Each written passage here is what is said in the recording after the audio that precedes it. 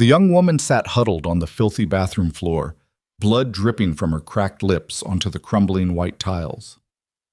Outside the locked door, a man's roar ripped through the night. She had no one left to call, no family, no friends, only one phone number, the city's most dangerous man. A Mafia boss she hadn't contacted in 4 years, and when she whispered his name through her tears, his answer was just 6 words. Stay there. I'm coming. What happened next changed the city forever. Follow the story to the end, like, and comment with the name of the city you're watching to let me know how far the story has progressed. The tiles were cold against Lyra Vale's knees. She could feel the grit of old grout pressing into her skin through her pajama pants, could feel the slow drip of blood from her lower lip falling in fat red drops onto the cracked white floor. The bathroom smelled like mildew and rust. The single bulb overhead flickered every few seconds, throwing her shadow against the water-stained wall in stuttering intervals, like some broken signal nobody was receiving. Outside the door, Nolan Mercer was destroying the apartment. She could hear it, the particular violence of a man who'd lost the last thread connecting him to reason. The coffee table went first, that awful particle board thing they'd bought from a secondhand shop 3 months ago when he'd promised, again, that things would be different. It splintered with a flat, ugly crack. Then the bookshelf. Then something heavier, the television maybe, hitting the wall hard enough to shake the door frame. Lyra! His voice was raw, scraped clean of anything that had ever resembled tenderness. Open this door. Open this goddamn door right now. She didn't answer. She'd learned months ago that answering only gave him something to swing at. Words were ammunition in Nolan's hands, and she'd stopped feeding him rounds somewhere around the 5th time he'd split her skin and told her it was her fault for making him feel small. Her phone sat in her lap. The screen was cracked from the corner where he'd thrown it last week. A spiderweb of fracture lines that distorted the home screen into something abstract, unreadable. Her fingers were shaking so badly she misentered her passcode twice before the thing unlocked. 2:13 a.m. Rain hammered the single window above the toilet, streaking neon light from the pawn shop sign across the street into bleeding ribbons of pink and blue across the glass. Blackwater City at its most honest, ugly, wet, and indifferent to suffering. She scrolled through her contacts. The list was short, pathetically short for a 24-year-old woman who'd once been told she had a smile that could light up a room. Her mother had been dead since she was 17. Her father had left before she could form memories of his face. Her brother Marcus, the only person who had ever made her feel truly safe, had been killed 4 years ago in what the police called gang-related crossfire. She had no one. The realization wasn't new, but it hit differently at 2:13 a.m. with blood on your chin and a man twice your weight trying to break down the only barrier between you and another trip to the emergency room. It hit differently when you could feel the bruise already forming along your cheekbone, could taste the copper tang of your own blood pooling behind your teeth, could hear the specific sound of a fist striking hollow core wood, and know, really know, deep in that animal part of the brain that doesn't bother with hope, that the door wasn't going to hold. Her thumb stopped scrolling. One name. One number she hadn't dialed in 4 years. One ghost from a life she'd tried to bury alongside her brother, Kieran Drax. She remembered the last time she'd seen him. Marcus's funeral. Rain then, too. Blackwater City seemed incapable of mourning in sunlight. Kieran had stood at the back of the small gathering, separate from everyone else, his face utterly blank. He hadn't cried, hadn't spoken, hadn't done any of the normal human things people do when they lose someone they grew up with. He'd simply looked at the casket, then at Lyra, and something behind his eyes had shut like a vault door closing. 2 weeks later, the 3 men responsible for Marcus's death disappeared from Blackwater City. No arrests, no bodies, no investigation anyone seemed interested in pursuing. Just 3 empty chairs at a poker table in a warehouse on Fulton Street, and a silence so loud the entire underworld heard it. That was when Lyra understood what Kieran Drax really was. Not the quiet kid who'd eaten dinner at their kitchen table every Thursday because his own house was too violent to go home to. Not the teenager who'd taught her to ride a bicycle in the parking lot behind the old cannery while Marcus laughed and threw bottle caps at them. Not any of the soft things she associated with before. He was the thing that lived underneath all that. The thing Marcus had always warned her about in his careful, half-joking way. Stay away from Kieran, when his eyes go flat, little bird. That's not the boy I know anymore. Another crash from outside the bathroom, closer this time. The doorknob rattled violently. I swear to God, Lyra, if you don't open this. She pressed call. The phone rang once. One single electronic pulse that traveled through cell towers and encrypted networks, and whatever infrastructure connected a terrified woman in a bathroom to one of the most dangerous men breathing in the Western Hemisphere. Then his voice, low, controlled. The kind of calm that doesn't come from peace, but from the absolute certainty that you are the most lethal thing in any room you enter. Lyra. Not a question. He said her name like he'd been waiting for it, like hearing it after 4 years of silence was simply confirmation of something he'd always expected. Kieran? Her voice broke on the second syllable. She pressed her free hand over her mouth to muffle the sound, but it came through anyway. The ugly, gasping sound of someone trying very hard not to fall apart. Can you come get me? Silence on the line. Not empty silence. Full silence. The kind that's heavy with calculation, with a mind running through logistics and distances and the specific mathematics of violence with the precision of a surgeon mapping an incision. Where are you? She told him. The address came out in fragments, the street name, the apartment number, the broken buzzer at the building entrance that hadn't worked in 6 months. Stay on the line, he said. I'm already coming. She didn't ask how he could already be coming when she'd just called. She didn't ask what he would do when he arrived. She already knew the answer to both, and the knowledge settled into her chest like a stone dropped into dark water, heavy, final, and impossible to retrieve. 17 minutes. She counted them by the flickering of the bathroom light. 17 minutes of listening to Nolan's rage cycle between explosive violence and wheedling desperation. The pattern she knew so well she could have scripted it. Destruction, then pleading, then destruction again. Baby, I'm sorry. Just come out. We can talk about this. Then another piece of furniture dying against a wall. Kieran stayed on the line the entire time. He didn't speak again. She could hear background noise, car engines, the clipped murmur of men receiving instructions, the particular sound of weapons being loaded that she recognized from years of living adjacent to her brother's world. Then, at the 18-minute mark, the sounds outside the bathroom changed. Not slowly, not gradually. All at once, like someone had switched channels on a television. Nolan stopped screaming. The apartment went quiet. And from somewhere below, from the parking lot, from the stairwell, from every direction simultaneously, came the sound of heavy boots moving in coordinated formation. Doors opened. Not politely. The front entrance of the building gave way with a sound like a tree being felled. Footsteps flooded the hallway outside the apartment in a rush of controlled chaos. Men's voices, tight and professional, barking commands in the clipped syntax of people who'd done this many times before. Then the apartment door came off its hinges. Lyra heard it from the bathroom. The explosive crack of the frame giving way, then the sudden rush of cold air and rain smell and authority flooding through the space. She heard Nolan's voice, suddenly small, suddenly stripped of every ounce of manufactured fury, say something that sounded almost like a question before it was cut short by impact. And then footsteps, one set, deliberate, unhurried. The bathroom door didn't need to be forced. Lyra reached up from the floor and turned the lock herself. The door swung inward, and there he was. Kieran Drax, taller than she remembered, broader across the shoulders. He wore a black coat that probably cost more than 6 months of her rent, and rain dripped from his leather gloves onto the warped linoleum floor. His hair was pushed back from his face, darker than the hallway shadows behind him. But his eyes, she remembered those. Gray-blue and absolutely still, like the surface of a frozen lake. The kind of eyes that made men cross streets to avoid getting too close. He looked at her. At the blood on her lip. At the bruise swelling along her cheekbone. At the way she held her left arm slightly against her ribs because breathing too deeply sent a sharp ache through her side. His expression didn't change.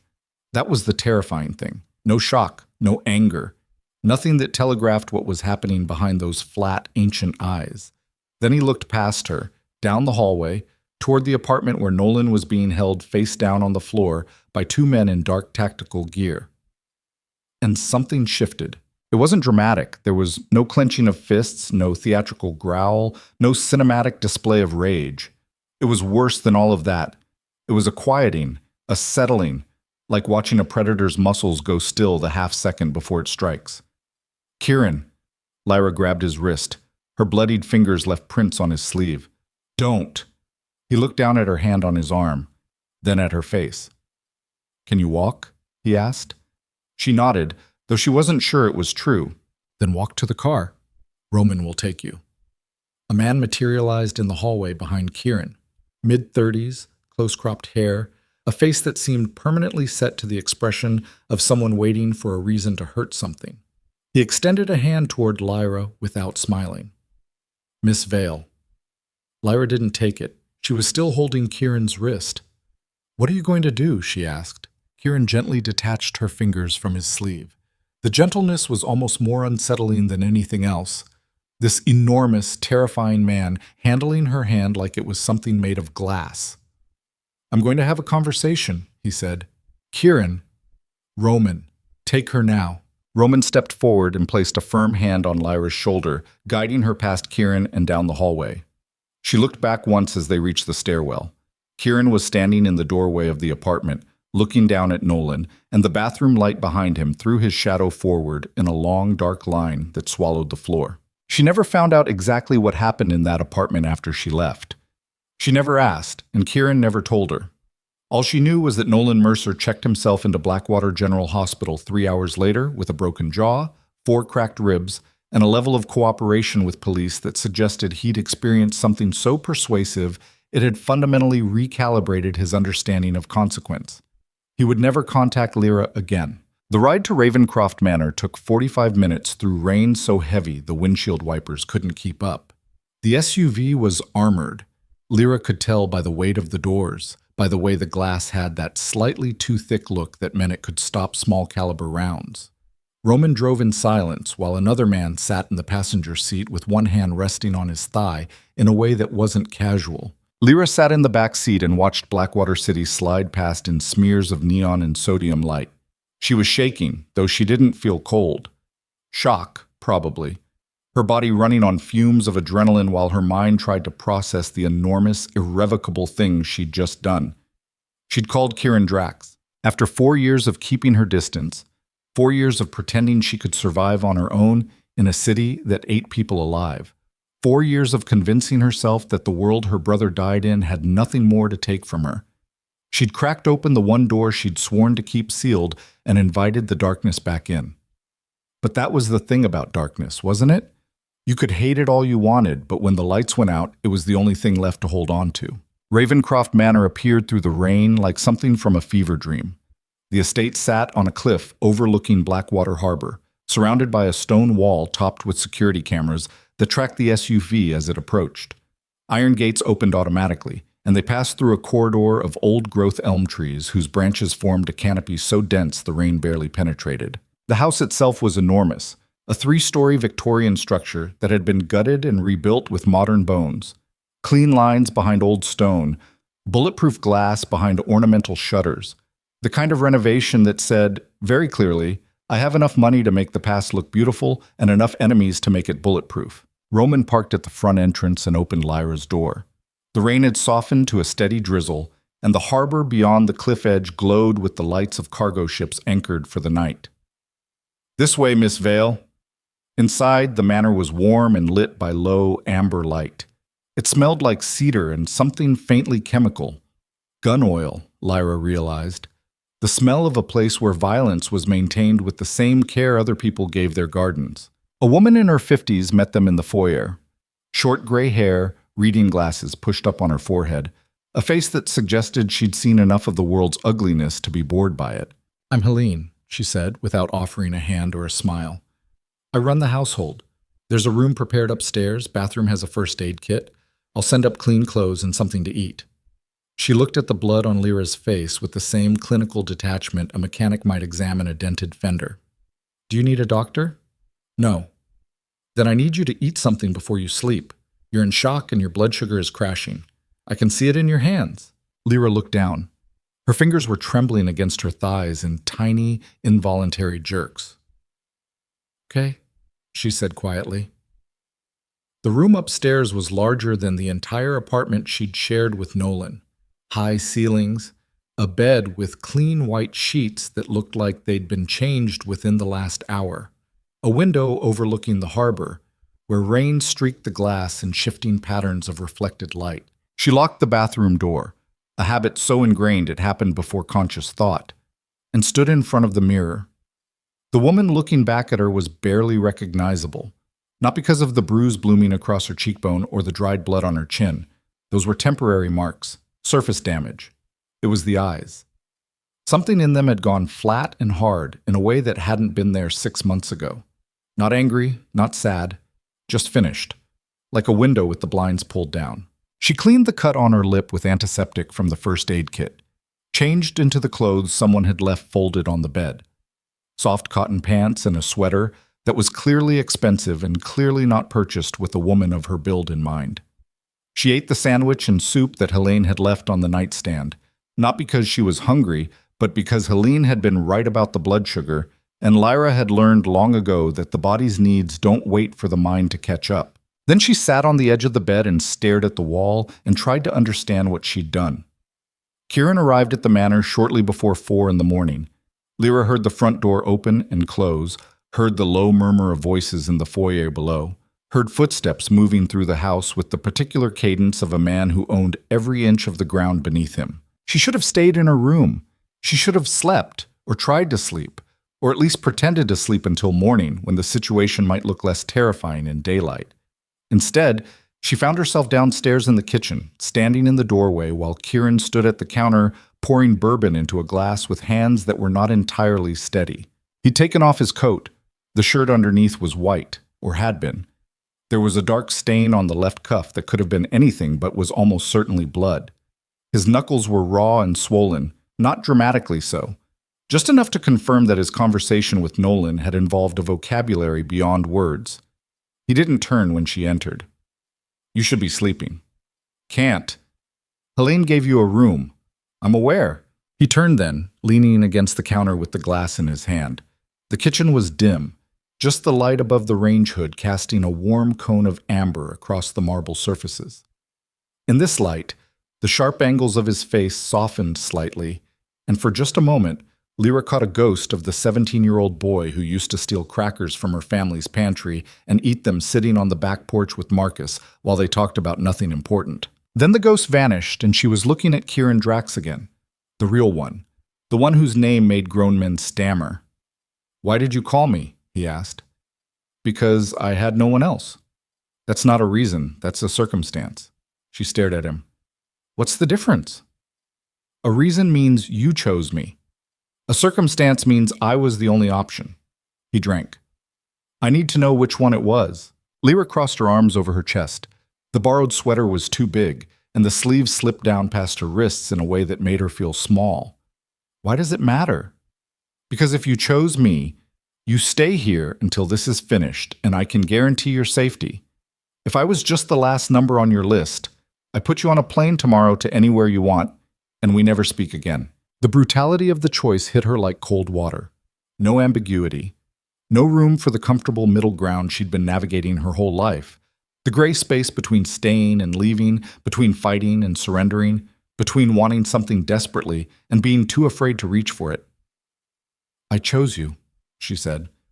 Kieran watched her for a long moment, his gray eyes unreadable. Then he set down the glass. "Then we need to talk about what that means." He told her in the kitchen, with rain still drumming against the windows and the first suggestion of gray dawn beginning to bleed through the clouds over the harbor. He told her without softening it, without narrative padding, without any of the euphemisms that powerful men use to make their ugliness palatable. He was the head of the Drax Syndicate. Had been since Marcus's death, when the power vacuum left by the previous leadership's collapse sucked him upward with the gravitational inevitability of a man who was both willing and able to do what others couldn't stomach. His organization controlled shipping routes, construction contracts, money laundering networks, and a protection operation that extended from the waterfront to the financial district. Half the city's judges owed him favors. A quarter of the police force was on his payroll. He was, in every measurable sense, a criminal. But he was also the man who had come for her in 17 minutes at 2 in the morning without being asked why.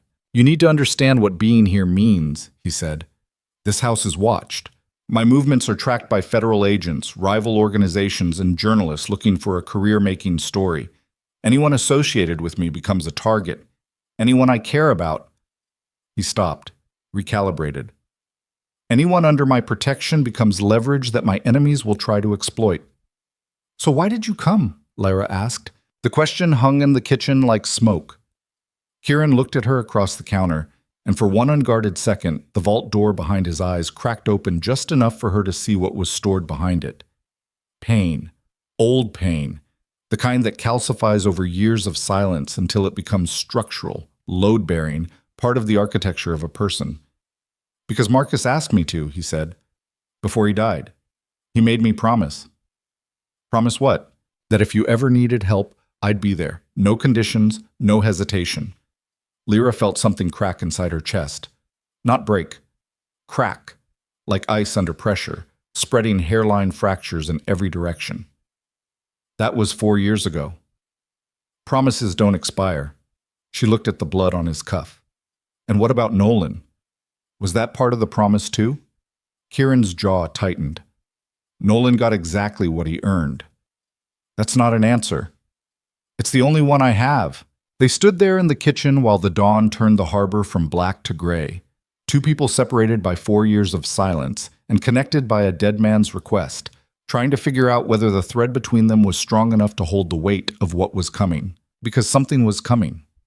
Lyra could feel it, the same instinct that had made her lock the bathroom door before Nolan even started throwing things, the same animal awareness that had kept her alive through 2 years of escalating violence.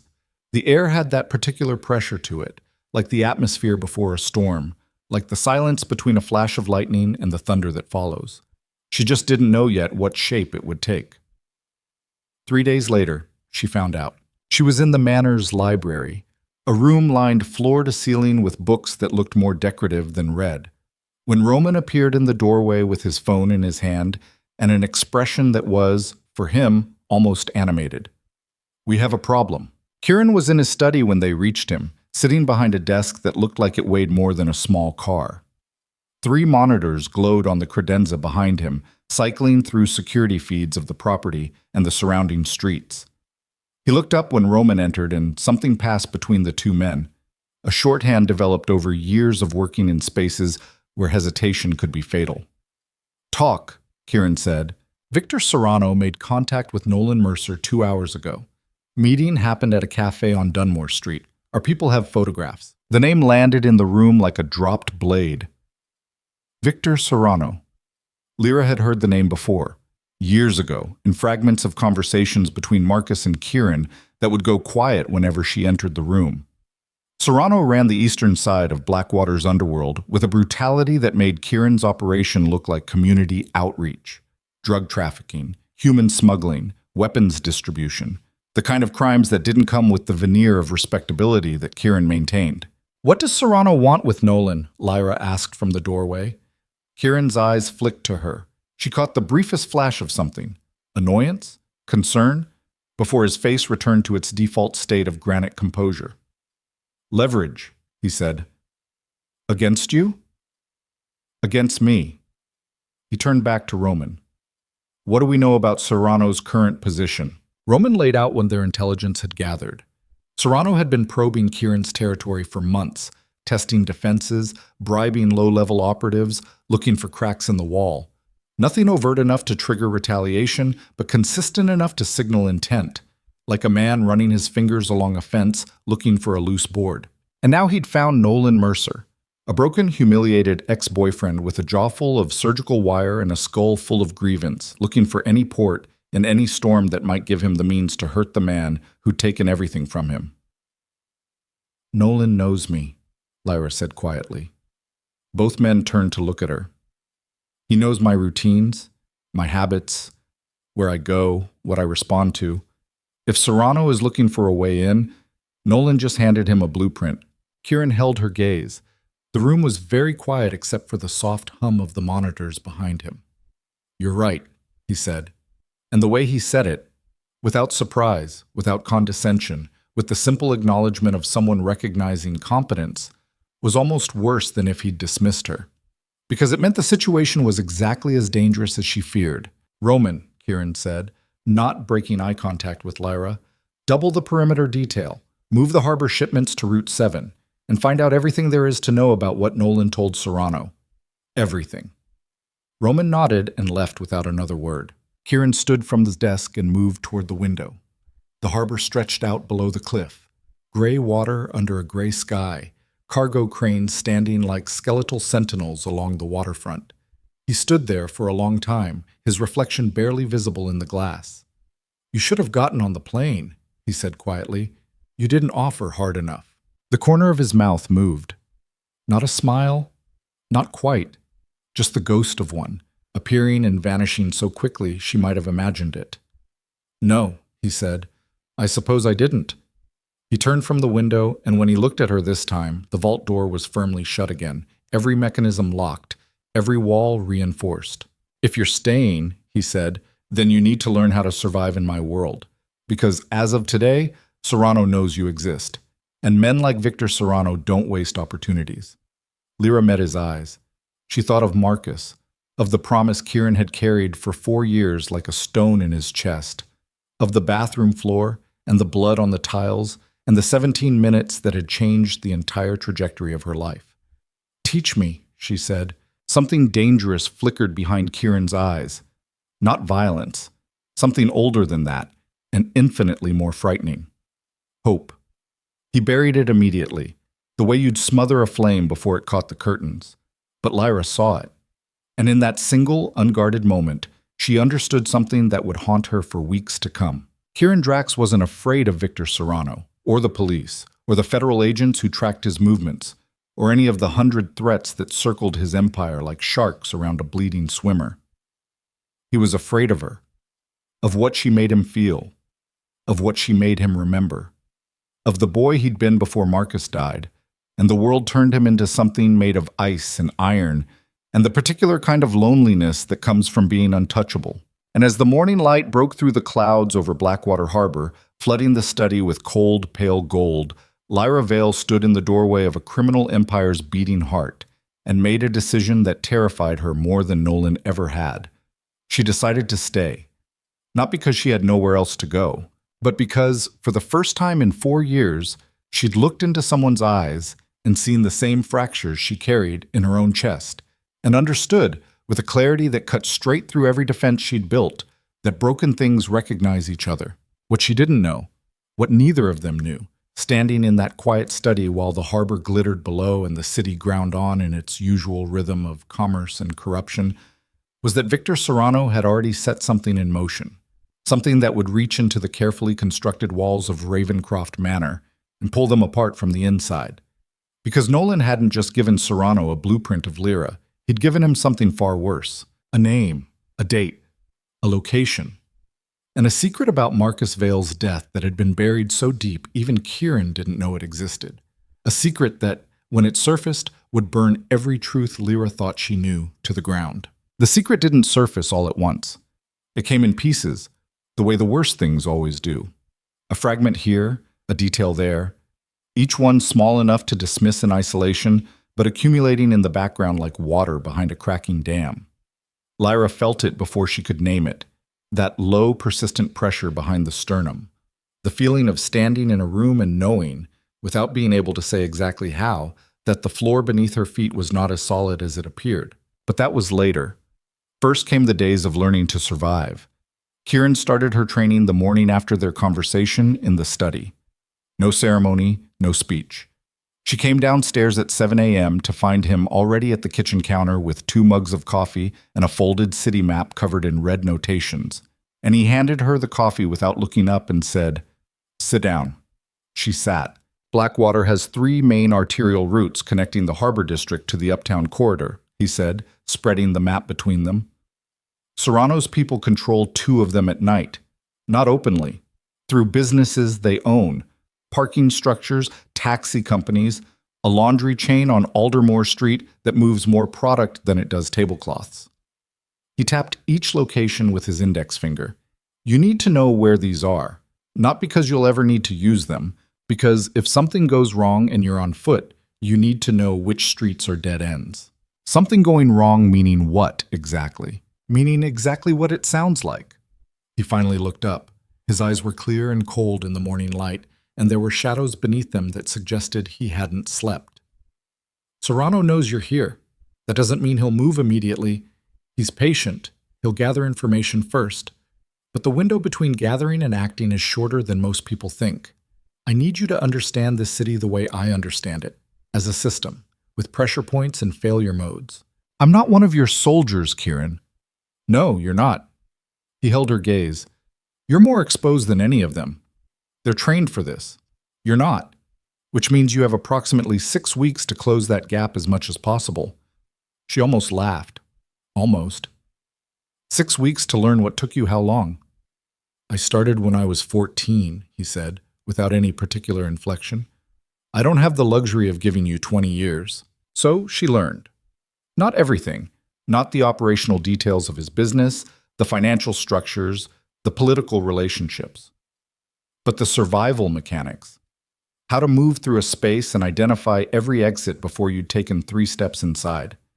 How to spot a surveillance tail, the rotation, the vehicle switching, the tells that amateurs couldn't suppress.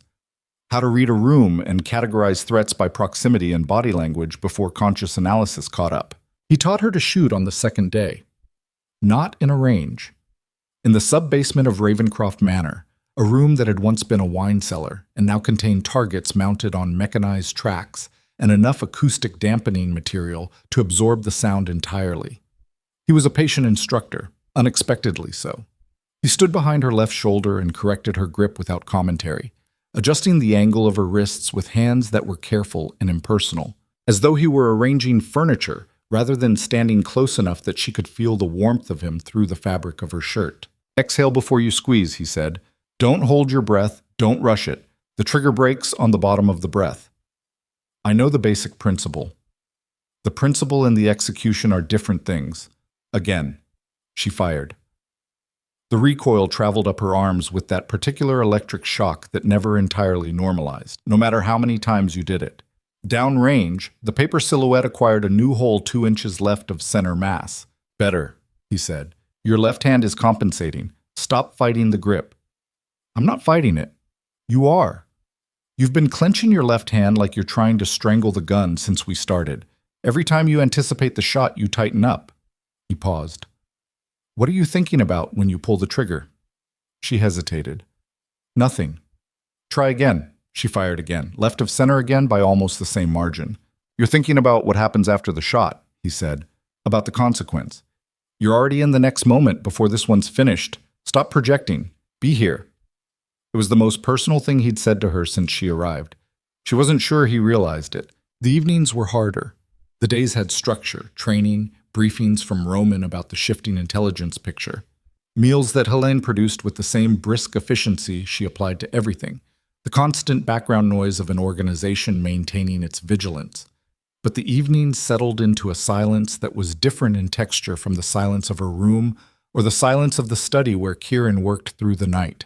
It was the silence of 2 people trying not to notice each other. The library became hers by unspoken agreement. She spent the evenings there, working through the books that weren't as decorative as she'd initially assumed. Many of them were heavily annotated, pages dense with marginal notes in Kieran's tight, angular handwriting. She read them without reading them, holding the pages in front of her eyes while her mind ran the same calculation on repeat. Stay or go? Go or stay? The plane he'd offered was still implicitly on the table. She knew that. She could leave. She could construct some kind of life in a city where Serrano's reach didn't extend, where she was nobody, where the whole bloody architecture of Blackwater's underworld couldn't touch her. But Marcus would still be dead. And the promise Kieran had kept for 4 years would still be unanswered. And she would still be exactly what she'd been for the last 2 years, a woman moving through the world in reactive mode, absorbing damage, waiting for the next blow to fall. She was tired of waiting. On the 5th evening, Kieran appeared in the library doorway at 9:30 with a glass of bourbon in one hand and the look of a man who'd been arguing with himself about something for several hours. We need to talk about what Serrano might know, he said. She set down her book. All right. He came in and sat in the wingback chair across from her. Not the sofa, not the seat closest to her, but the one with the maximum amount of table between them. She noticed. She was starting to notice all his spatial calculations. Before Marcus died, Kieran said, he was looking into something. A shipment that moved through the harbor 6 months prior. He'd gotten hold of documentation that suggested it wasn't what it was declared to be. He turned the glass slowly in his fingers. I didn't know the full extent of what he'd found. He was careful, compartmentalized. He didn't tell me everything. Lyra's chest tightened. Why not? Because he was protecting me. The words were flat, but underneath them was something old and unhealed. Marcus was like that. He'd take the whole weight of something on himself rather than distribute the risk. I know, she said quietly. She knew it better than anyone. 3 weeks before he was killed, he told me he'd found something that connected the Serrano organization to a specific set of municipal corruption, building contracts, a harbor master, 2 judges. He said it was big enough to expose half the city's establishment if it came out. Kieran paused.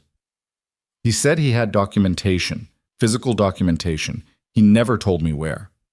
You're telling me you've been looking for it for 4 years. I've been looking for it for 4 years, he confirmed. Lyra stared at the ceiling. The plaster was old and intricate, crown molding with a botanical pattern, leaves and vines, executed by craftsmen who no longer existed. She stared at it because it was easier than looking at Kieran's face while she processed the thought forming in her mind. You think Nolan knows about it? I think Marcus talked to you more than he talked to anyone. I think if he left any kind of trail, any physical object, any location, any memory, it's more likely to run through you than through anyone else. He set down the glass. I'm not accusing you of hiding anything. I'm telling you that Serrano may believe you have it, whether you do or not. And if Serrano believes I have it, then you're not just leverage anymore. You're the objective. The room was very quiet. Through the library's tall windows, Lyra could see the harbor lights, the yellow chain of the bridge, the moving red pinpoints of ships working the night channels. It was beautiful in a cold, indifferent way, the way industrial things sometimes were. She thought about Marcus, about the last real conversation they'd had, 3 weeks before he died, sitting in the kitchen of their childhood apartment while he was distracted and careful in a way she hadn't recognized until afterward as fear. He'd given her a key, an ordinary brass key on a plain ring. He dropped it on the kitchen table between them without fanfare and said, "Hold on to this for me." And when she'd asked what it was for, he'd said, "A storage unit on Carver Street, old stuff, nothing important." And then he changed the subject. She'd put it in a drawer, forgotten about it, lost it in the chaos of moving out of the apartment 6 months after his death, packing everything into boxes with numb hands and a hollowed-out mind, or thought she'd lost it. The specific memory arrived with sudden nauseating clarity. Moving day. The last box, the one she'd thrown the drawer's entire contents into without sorting. The key, rolling among paper clips and expired coupons and a broken watch, and a photograph of Marcus at 17 grinning like the world was enormous and friendly. That box was in a storage unit. Her storage unit.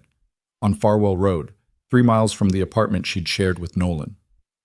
"Kieran," she said. Something in her voice brought his eyes up immediately. "I think Marcus left something for me to find." She told him about the key. All of it. The casualness of the handoff, the storage unit address, the drawer box she'd never unpacked. As she talked, she watched Kieran's expression do the thing it did when he was running calculations. A subtle sharpening behind the eyes. A stillness that was the opposite of blankness. Active stillness. The stillness of a mind moving very fast. When she finished, he was quiet for 3 full seconds. "We need to get that box," he said. "The storage unit on Farwell's. It's on the east side, Serrano's territory." "I know where Farwell is." "So going there means I know what it means." He stood. "We go in the morning. 2 vehicles, plane wraps, minimal team. I'm not sending you in without eyes on every corner of that block." He moved toward the door, then stopped. "Why didn't you tell me this before?" The question wasn't accusatory. It was quiet, genuine, and somehow worse for both of those things. "Because I didn't remember it before," she said. "Or I didn't want to." He looked at her for a long moment. She couldn't tell what was behind the look, whether it was frustration or understanding or something else entirely, something he was working very hard to file back into the vault. "Get some sleep," he said. We leave at 6. She didn't sleep. She lay in the room overlooking the harbor and stared at the ceiling and thought about Marcus, about the way he'd said nothing important with that particular evenness that, in retrospect, meant the opposite, about the fact that he'd been carrying something large enough to get him killed, and he'd died carrying it, and somewhere in the accumulated debris of her life was a key that might unlock the door to what it was. And underneath all of that, quieter and more persistent, was the thought she kept trying to outrun. If Marcus had documentation linking Serrano to corruption and murder, documentation he'd died for, and if Serrano had been looking for it for 4 years, then Marcus's death hadn't been random. She knew that. She'd always known that, on the level where you know things you can't afford to look at directly. But there was knowing a thing, and there was tracing the exact shape of it, naming every angle, following every thread to where it led. She wasn't sure she was ready for where it led. At 6 a.m., she was downstairs with her jacket on before Kieran appeared. He looked at her once, registered the shadows under her eyes, said nothing. The convoy consisted of 2 vehicles, Kieran's SUV and a second car running a loose tail, close enough to respond but far enough to not signal a presence. Roman drove. A second operative named Cole, who had the compact, wound-tight build of someone who spent a lot of time in very small spaces waiting for things to happen, rode in the passenger seat. Farwell Road was deep in the east side, a neighborhood the urban planners had written off 3 decades ago. Storage facilities, light industrial buildings, a salvage yard whose chain-link fence had been patched so many times it looked like scar tissue. The streets were empty in the early morning, just delivery trucks and a few early shift workers moving through cold air. The storage facility was still open under the same management. She'd kept paying the monthly fee automatically, one of those habits of inertia that turned out to matter. The manager barely glanced at her from behind his acrylic booth window before buzzing her through. Unit 47 was in the back row. The padlock opened with her key. Her key. The one she'd transferred to a new keychain when she'd found it at the bottom of a bag 8 months ago and thought I should really deal with this, and then hadn't. The door rolled up with the grinding complaint of a mechanism that hadn't moved in years. Inside, boxes, a broken lamp, 3 garbage bags of clothes, the detritus of a life interrupted. Lyra found the box she was looking for in 40 seconds. The one with Kitchen Misty written on the side in her own handwriting. The one she'd never opened because opening it meant dealing with what was inside it. She found Marcus's key at the bottom, tangled in a rubber band and 2 dead pens. And beneath the accumulated junk, her hands found something else. A manila envelope. Thick, sealed with packing tape that had been applied by someone who was serious about it staying closed. On the outside, in Marcus's handwriting, 2 words. For Lyra. She brought it out into the light. Kieran moved beside her without touching it, looking at the envelope in her hands. Open it here or at the manor? Roman asked from behind them. Kieran looked at Lyra. She made the decision for all of them by breaking the tape with her thumb and pulling the flap open. Inside, photographs, documents, a USB drive, and a handwritten letter, 3 pages, in Marcus's cramped, urgent script. The handwriting of someone writing fast, writing scared, writing with the knowledge that they might not get another opportunity. She read the first paragraph, then stopped. Kieran. Her voice came out wrong, flat and strange. The voice of someone who's just sustained an injury and is waiting for the nervous system to catch up with what the body already knows. He read the paragraph over her shoulder. She felt the change in him, the almost imperceptible stiffening, the half-breath that caught and held. We need to go, he said. Kieran, this says... I know what it says. His voice was very controlled, too controlled. We take everything and we leave right now, because if Serrano has anyone watching this location, we've been standing here for 4 minutes too long. He put his hand on the small of her back, the first time he'd voluntarily touched her since the night he'd brought her out of that apartment, and the pressure of it was urgent, almost painful. Move. She moved. They were back in the SUV in 45 seconds.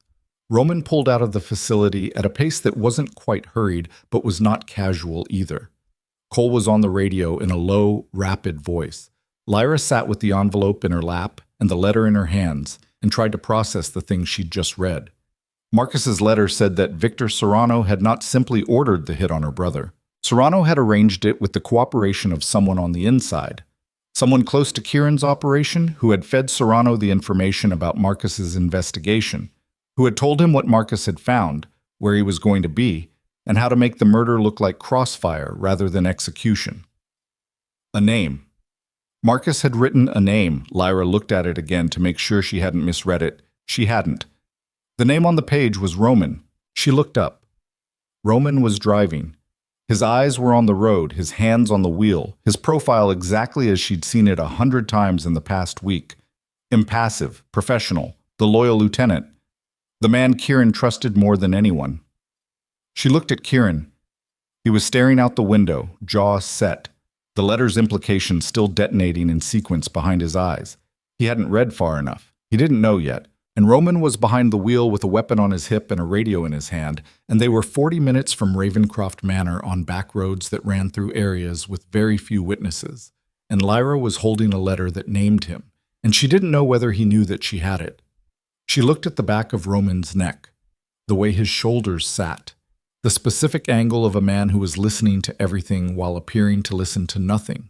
Her hands, flat on the envelope in her lap, did not shake, but inside her chest, something that had almost been hope went quiet and cold, and the bathroom floor and the blood on the tiles felt very close and very far away, at exactly the same time, and she understood with sudden terrible clarity that the danger she'd walked into when she called Kieran Drax's number was not behind her. It had been in the car with her the entire time. Lyra did not move.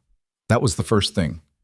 The absolute stillness that descended on her in the back seat of the SUV while the city scrolled past the windows, and Roman drove with both hands on the wheel, and the radio murmured its low professional frequency. She did not shift in her seat, did not look at the letter again, did not allow her breathing to change in any way that a man trained to notice things might register as significant. She folded the letter once, along a crease that already existed, and slid it back into the envelope with the photographs and the documents and the USB drive. Then she set the envelope on the seat beside her, close enough to Kieran's thigh that it was within his peripheral vision, and she pressed her index finger once against it. A gesture that could have meant anything, that looked like nothing, but that she directed at a precise angle so that only Kieran, looking down, would see it. He looked down. She watched his eyes track to the envelope, then to her finger, then to her face. She held his gaze for exactly 1 second, long enough to communicate, short enough to mean nothing to anyone watching in the rearview mirror. Something shifted in Kieran's eyes. Not alarm. He was too controlled for alarm to surface cleanly. But a recalibration. A sudden reorientation, like a compass needle swinging to find north in a room full of interference. He said nothing. He looked out his window. His left hand, resting on his knee, turned slightly so that the back of his fingers made the faintest contact with her leg. There and gone in less than a second, a pressure so light it might have been the vehicle's motion. She understood. He'd read her. He was processing. They drove for 11 more minutes in a silence that was indistinguishable from any other silence to everyone in the vehicle, except the 2 people in the back seat, and Lyra counted every one of those minutes by the ticking of the climate control fan and the faint sound of Roman's thumb tapping against the steering wheel. Once, twice, a sporadic rhythm that she now parsed differently. The habit of a man maintaining a performance. When they reached the manor gates, Kieran spoke for the first time since the storage unit. "Roman, take the car around to the north garage. Cole, run a sweep on the east perimeter. I want eyes on the harbor approach before noon." "Copy," Cole said, reaching for his door before the vehicle had fully stopped. Roman put the SUV in park. "You need me for the debrief?" "Not yet. Get the car locked down first." Roman nodded and stepped out. His door closed with the solid thunk of armored weight. Through the window, Lyra watched him move toward the garage, his back to them, unhurried.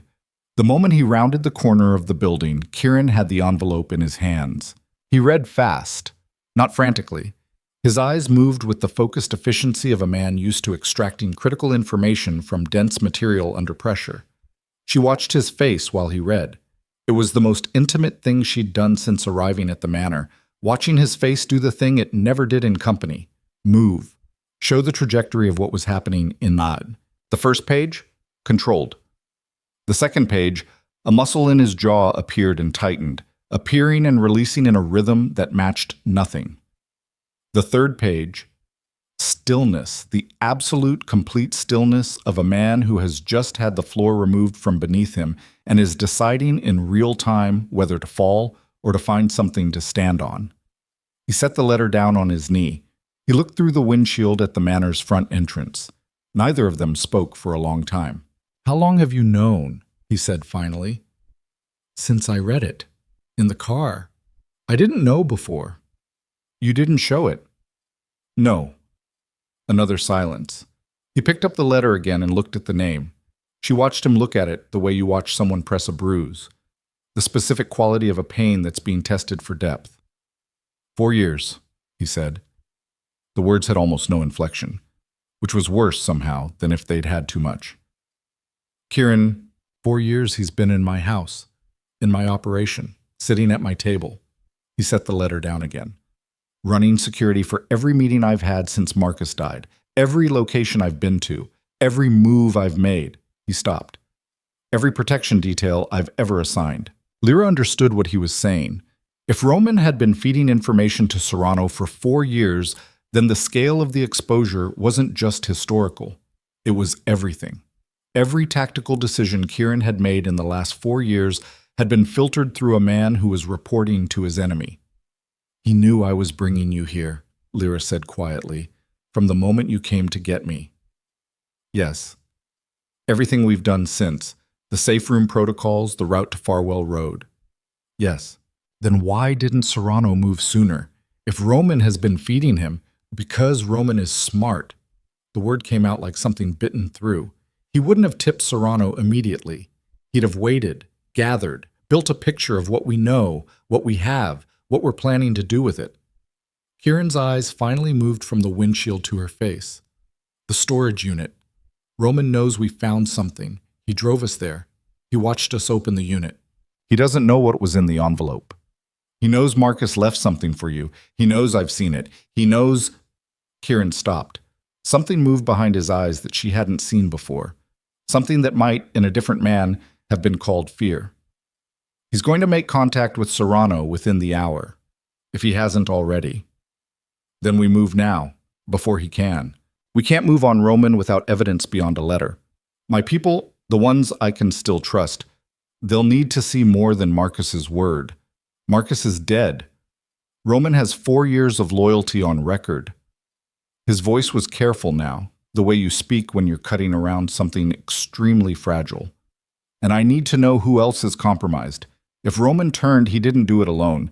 He'd have needed cover, someone who could explain his communication patterns, his movements." He looked at his hands. "This goes deeper than one man. So what do we do?" He looked at her. For one moment, the careful architecture of his control showed its seams, the specific exhaustion of a man who has been carrying something enormous for a very long time and has just been told the ground beneath the weight was never solid to begin with. "We do what we always do," he said. "We survive it." They went inside through the rear entrance, the long way around through the kitchen garden, entering through a door that bypassed the main security panel. Helene was at the kitchen counter doing something precise with vegetables. She looked up at their entrance and read the quality of their silence with the accuracy of a woman who'd been reading rooms like this for decades. She set down her knife and left without being asked. Kieran took the envelope to his study and spread its contents across the desk in the systematic way of someone building an evidence map. Lyra sat across from him and they worked through it together. The photographs, the documents, the pages of Marcus's letter in full. Marcus had been methodical. He'd cross-referenced Serrano's shipping manifests with falsified harbormaster records, tracking a pattern of declared cargo that didn't match the weight logs on file. He'd photographed meetings. He'd obtained copies of financial transfers, money moving from Serrano's front companies to accounts held by municipal officials, by police supervisors, by 2 members of the city's development authority. The documentation was dense and specific, the work of a man who knew that loose evidence got people killed and tight evidence got people listened to, and threaded through all of it, in the marginal notes and cross-references, was Roman's name. Specific enough to be damning. The link between what Serrano's people knew about Marcus's investigation and what the Drax organization had known internally. Marcus had identified the leak. He just hadn't gotten out of the city alive to use what he'd found. He knew it was Roman, Lyra said. He suspected. He didn't have proof tight enough to act on. Kieran set down a photograph. Roman, in grainy telephoto, shaking hands with a man outside a restaurant on the east side. The man was identified in Marcus's notes as a mid-level Serrano operative. The date on the photograph was 6 years ago, 2 years before Marcus's death. Roman was already connected before Marcus started investigating, before Marcus was even a threat. Roman didn't turn because Marcus was a threat. He turned because Serrano offered him something I couldn't, or wouldn't. Kieran looked at the photograph for a long time. I should have seen it. You couldn't have. Don't, he said. Not sharply, quietly. The kind of quiet that's worse. Don't manage this for me. I missed it. I was close enough to see it, and I didn't look because I didn't want to. He set the photograph down with the same careful deliberateness you'd use to handle something explosive. Roman was the closest thing I had to trust in this operation. That's why I didn't look. Lyra said nothing. There was nothing to say to that. The silence was broken by Kieran's encrypted phone. He looked at the screen. Something in his expression changed. A tightening that had nothing to do with Roman or the letter or any of the morning's accumulated damage. It's from an anonymous relay, he said. Serrano's communication signature. He set the phone on the desk between them and put it on speaker. The message was a voice recording, 11 seconds long. Victor Serrano's voice was not what Lyra had imagined. No theatrical menace, no obvious threat. He spoke the way a man speaks when he's absolutely certain of his position. Pleasantly, almost gently. Mr. Drax, I believe we have something to discuss. My people tell me you've recently come into possession of some documents that belong to me. I'd hate for this to become complicated. Call this number before 6 tonight. Come alone or don't come at all. And bring the girl. The recording ended. The room was very still. He knows, Lyra said. Roman made contact. Kieran checked his watch. It was 9:47 in the morning. Faster than I expected, which means he had a prearranged signal. He didn't need to call or meet, just trigger something he'd already set up. He picked up the phone and set it face down on the desk. He's been ready for this. Are you going to call? No. He stood. I'm going to find Roman first. But Roman wasn't in the garage. He wasn't at the north perimeter where Cole had been directed. He wasn't in any of the manor's monitored spaces, and when Kieran pulled the security feed from the 40 minutes since they'd returned, he found exactly what he'd expected to find. A man who knew every camera angle in the property, moving through every dead zone in sequence, efficient and invisible, and then a single frame, the rear service gate standing open, a shadow on the gravel drive pointing toward the road. Roman was gone. The next 6 hours were the most controlled form of crisis Lyra had ever witnessed. Kieran moved through the manor with a precision that was almost frightening, pulling people into the study one at a time, reading them, making decisions about loyalty with a speed that suggested this wasn't the first time he'd had to reconstruct the foundations of his trust from scratch. Some people were reassigned to positions with limited operational knowledge. 2 men were escorted off the property by others who were clearly both colleagues and guards. No drama, no confrontation, just the cold, surgical work of a man cutting away what he could no longer rely on. She watched him from the periphery and understood for the first time what it meant to run something. Not manage it, run it. The way a living body runs, but constantly, without rest, routing around damage, compensating for failure, keeping the whole functioning organism moving even as individual components broke down. At 3 in the afternoon, he found her in the library. He looked exhausted in a way he hadn't allowed himself to look in front of anyone else. The careful architecture was still there, but the cost of maintaining it was showing in the fine lines around his eyes, in the slight forward set of his shoulders, in the way he dropped into the chair across from her with less than his usual precision. Serrano will move tonight, he said. He doesn't need Roman anymore, so Roman's given him whatever he has. The call this morning was his warning shot.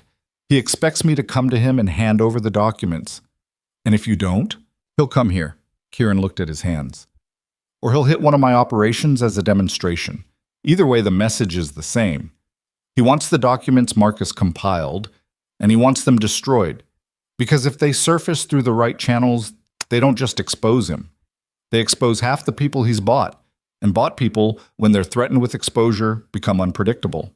The documents don't just hurt Serrano, Lyra said slowly. They hurt everyone he's connected to. The judges, the officials, everyone. Which is why he needs them back. Not just to protect himself, to protect the entire network. Kieran looked up at her. Marcus understood that. That's why he compiled everything together rather than piece by piece. He knew the only leverage that matters isn't threatening one person. It's threatening the whole system at once. He was going to take it to someone. A federal contact. There's a name in the documents. An investigative agent Marcus had established prior contact with. Someone outside Blackwater's jurisdiction, outside Serrano's reach. Kieran paused. The contact is still active. I checked this afternoon. Then we get the documents to them. It's not that simple. Why not? Because Serrano knows we have them. The moment we make a move toward any federal contact, he'll know. Roman knows our communication methods, even the ones I thought were clean. Any approach we make through existing channels is visible. He stood and moved to the window, looking out at the harbor. The afternoon light was going gray, the sky pressing down with the particular heaviness that precedes rain. We'd need to get the documents out through a channel that Roman has no knowledge of, something completely outside my operation.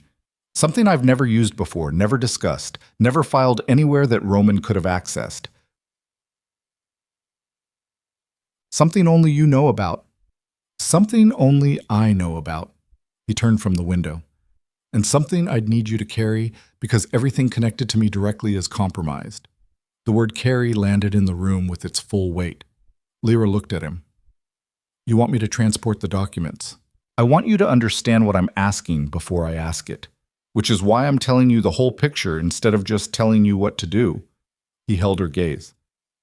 This is not a small thing. If Serrano's people identify you in transit, they won't just take the documents. They'll take you. And unlike dealing with Nolan Mercer, there's nothing I can do about it in 17 minutes. She thought about the letter, about Marcus writing 3 pages in a hurry in a city that was closing in on him, writing for Lyra on an envelope as though she were a destination, a safe harbor, the place where the most important thing he'd ever found would be protected. She thought about what it meant that he'd chosen her. Not Kieran, who was more powerful, not a legal contact who might have been safer. Her, because she was outside the operation. Because she was the one connection in Marcus's life that Serrano would never have thought to monitor. Because the greatest protection Marcus could give to what he'd found was to put it in the hands of someone no one would ever suspect of carrying it. Marcus had known. Even 4 years ago, he'd known there was a leak somewhere, and he'd built his plan around trusting the one person he was absolutely certain of. He always meant for me to be the one, she said. Kieran's expression shifted. Something in it pulled tight and then released, like a cable under tension finding its limit. Yes, he said. I think he did. Then tell me what you need me to do, he told her. The plan was spare and specific in the way of plans built under extreme time pressure. Not elegant, not without risk, but clean. A contact in the shipping district who owed Kieran a debt significant enough to ensure discretion. A route to the federal building in the next city that moved through neighborhoods Roman had no file on. A specific window of movement early the following morning before Serrano's 6 p.m. deadline had forced a response. They worked through it at the library table with the documents spread between them and the rain beginning to move in from the harbor, streaking the tall windows with slow rivulets that caught the lamplight and broke it into shifting pieces. At some point, Helene brought food that neither of them ate. At some point, the light outside changed from gray to black, and the harbor disappeared behind rain and cloud. And at some point, Lyra couldn't have said exactly when, they stopped talking about logistics and sat in the particular silence of 2 people who are very tired and very frightened and have decided, for reasons that are difficult to articulate cleanly, to trust each other with the most vulnerable parts of themselves. What happens after, she asked, after the documents reach the federal contact? After all of it, if it works? If Serrano goes down and the network collapses and it's finished? She looked at the rain on the glass. What does your life look like? Kieran was quiet for long enough that she thought he wasn't going to answer. I don't know, he said finally. I've been building toward this for 4 years without thinking about what's on the other side. Marcus's death. It needed to mean something. That's been the whole architecture. He turned the pen in his fingers. After. I don't have a picture of after. Maybe that's the problem, she said, building toward something without knowing what you're building for. He looked at her. His lamp between them threw warm light across one side of his face and left the other in shadow. What are you building for? He asked. The question landed somewhere deep. She sat with it. Something quieter, she said finally. Something where I get to decide what my days look like, where the sound of a door opening doesn't make me calculate exits. She paused. Something where the people I let close are actually safe to let close. The last sentence sat in the air between them and did not need elaboration. Kieran looked at her for a long time. The vault was open, not wide, not recklessly, but cracked enough that the thing stored behind it was visible, pressing against the gap with the accumulated pressure of 4 years of careful containment. He said nothing. He didn't need to. Then his phone rang. Then his, not the encrypted line. His personal phone. The one she'd never seen him use. The one he kept in his interior jacket pocket. He looked at the screen and something happened to his face that she'd never seen before on anyone. He went white. What is it? She said. He turned the screen to face her. The message was a photograph, taken less than an hour ago, given the timestamp. It showed a woman, early 60s, gray hair, reading glasses pushed up on her forehead, sitting in what was clearly her car, a gun pressed to her temple by a hand that extended from off-frame. Helene. Beneath the photograph, one line of text. 6 p.m. Deadline still stands. Come alone. Bring the documents and the girl, or Helene dies first of several. Lyra looked up from the phone. Kieran's face had undergone a transformation that was, in its own way, more terrifying than everything else she'd seen since she arrived at the manor. Not rage. She'd been expecting rage. Instead, what she saw was something colder and more absolute. A face she'd never seen on him before, and understood immediately she was seeing a Kieran Drax that almost no one who survived ever saw. The man who had nothing left to lose that he wasn't already willing to burn. They're at the harbor facility, he said. His voice was very steady, frighteningly steady. Serrano has a secondary location there. I've known about it for 2 years, never moved on it because moving meant showing my hand. He set the phone down on the table. He knew I knew. He chose it deliberately. He wants me to know he's not hiding. That means he's prepared for you to come in with force. Yes. Then going in with force is walking into whatever he's set up. Yes. Kieran. She leaned forward. You can't. She's been with me for 11 years, he said. Helene came with the house. She stayed because she chose to. She doesn't carry a weapon. She has 3 grandchildren in the valley. He picked up the phone and looked at the photograph again. She stayed because she chose to, and I let her, and now Serrano is holding a gun to her head. His jaw set. I am not leaving her there. I'm not saying leave her. Lyra held his gaze. I'm saying we don't walk in blind. We don't have time to plan a full... We have 2 hours. That's enough for a real approach, if we're smart about it. She reached across the table and put her hand over his, not carefully, not tentatively, but with the full pressure of someone who has decided to stop hedging. Listen to me. I've spent the last week learning everything you know about this city. Let me use it. He looked at her hand on his, then at her face, and for the first time since she'd arrived at Ravencroft Manor, Kieran Drax made a decision that wasn't entirely tactical. He nodded. Talk, he said. She talked. And somewhere in the second hour, in the middle of spreading a harbor district map between 2 cold cups of coffee, she realized that the woman who had crouched on a bathroom floor 9 days ago and trembled too hard to dial a phone number was not the woman currently drawing approach vectors on a tactical map, while the most dangerous man in Blackwater City listened to her with the focused attention of someone who trusted what she was saying. That woman was gone, had burned away somewhere in the accumulated heat of everything since. What was left was something harder, something that had learned in 9 compressed days what it felt like to be dangerous. She was almost finished with the approach outline when the manor's main alarm system triggered, not the exterior perimeter but the interior motion sensors. Ground floor, north corridor, someone was already inside. The alarm didn't scream. It pulsed, a low, rhythmic tone through the manor's internal speakers, the frequency that meant interior breach rather than perimeter, the one Kieran had made her memorize on day 2 alongside the evacuation corridors and the location of every weapon cache in the building. North corridor. Ground floor. Kieran was already moving before the second pulse finished. He crossed the library in 4 strides and killed the lamp, plunging the room into the ambient gray of rain light through tall windows.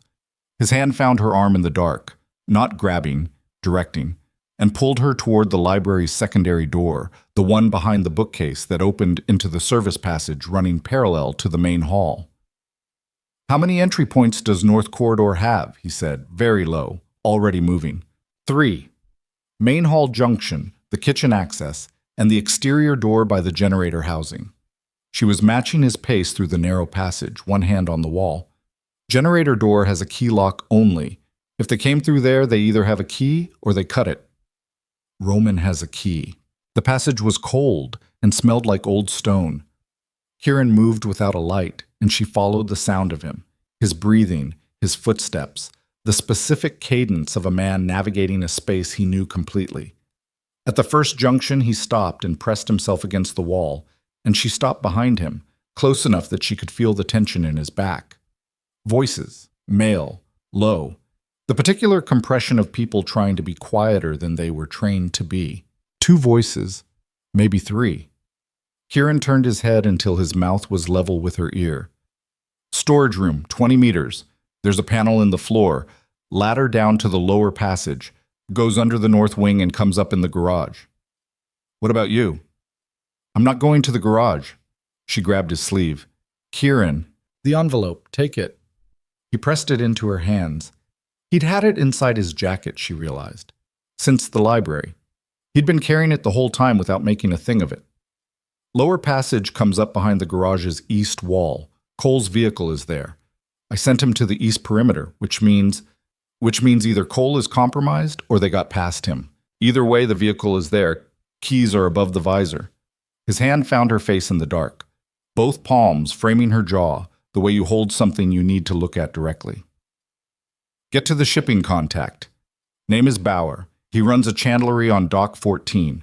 Tell him Kieran sent you and say the word Meridian. He'll know what to do." "I'm not leaving you in here with—" "I need you to run, Lara. That's not weakness. That's the job." His thumbs pressed once against her cheekbones, the lightest pressure, there and gone. "The documents matter more than anything in this building, including me." "That's not true." "It's true enough for tonight." He released her. "Storage room, 20 meters. Go now." She went. The storage room was black and smelled like linseed oil and old canvas. Her hands found the shelving units by memory, moved along the wall to the northeast corner, found the floor panel by feel. The slightly raised edge, the recessed pull handle.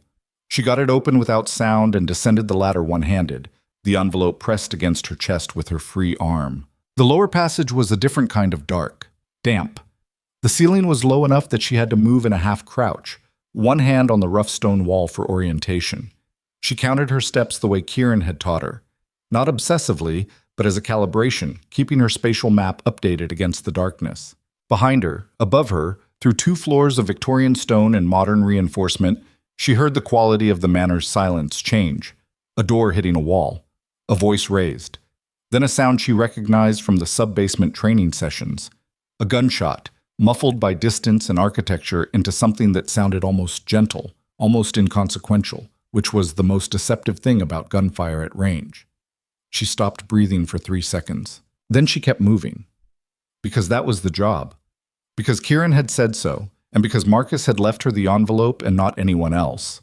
And because the version of herself that would have frozen on that ladder at the sound of a shot was the same version that bled on bathroom tiles, and that version was finished. The garage ladder came up behind a workbench.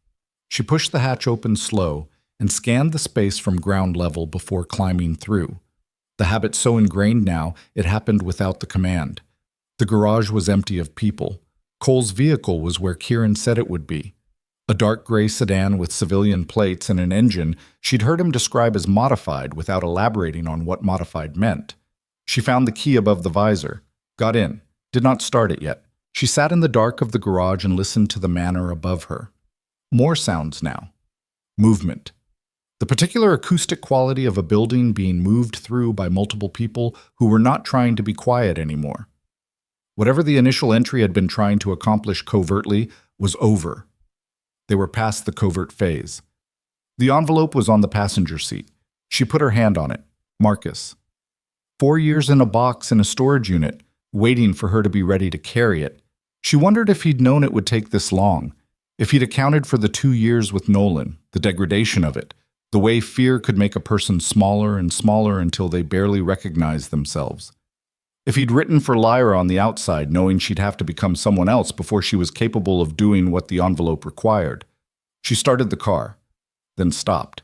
In the garage's side mirror, a figure emerged from the manor's rear entrance, moving fast, one hand pressed to his left side, head down against the rain that had started in earnest, drumming on the garage's metal roof in a heavy, irregular percussion.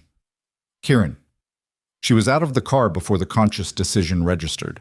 "I told you to go," he said when she reached him. He was pale in the thin light from the manor's exterior lamp, and the hand against his side was doing more than resting, dark between his fingers, darker than the rain. "You're hit." "Grazed. I'm fine." "Show me." "Lyra." "Show me right now or I'm standing here until you do." He moved his hand. The wound was in the lateral margin of his torso, high on the left side, below the ribs. The rain was washing the blood as fast as it formed, but the flow was consistent, not arterial, the kind that was survivable and painful and absolutely required pressure. "Get in the car," she said. "The passage. Roman's people are inside and you're bleeding. Get in the car, Kieran." He got in the car. She drove. Not the route to Dock 14? Not yet. First, she needed to put distance between them and the manor, get off the approach roads before anyone coordinating from inside could radio a position.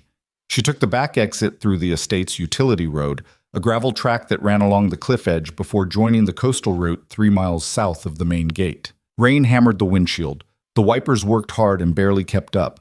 In the passenger seat, Kieran had his jacket pressed against his side and was breathing with the careful deliberateness of a man managing pain through technique rather than medication. "How many were there?" she asked. "4 that I saw, Roman and 3 others." He paused for a controlled breath. Roman was running point. He wanted the envelope specifically. He went straight for the library. "He didn't find it." "No." Another careful breath. "He found me instead." The shot, Roman, close range, I was moving. He's a better shot than that when he's not angry. Something in his voice on the last words that she filed away and didn't examine yet. "The others are still in the manor. Roman left when I did. He saw me get out."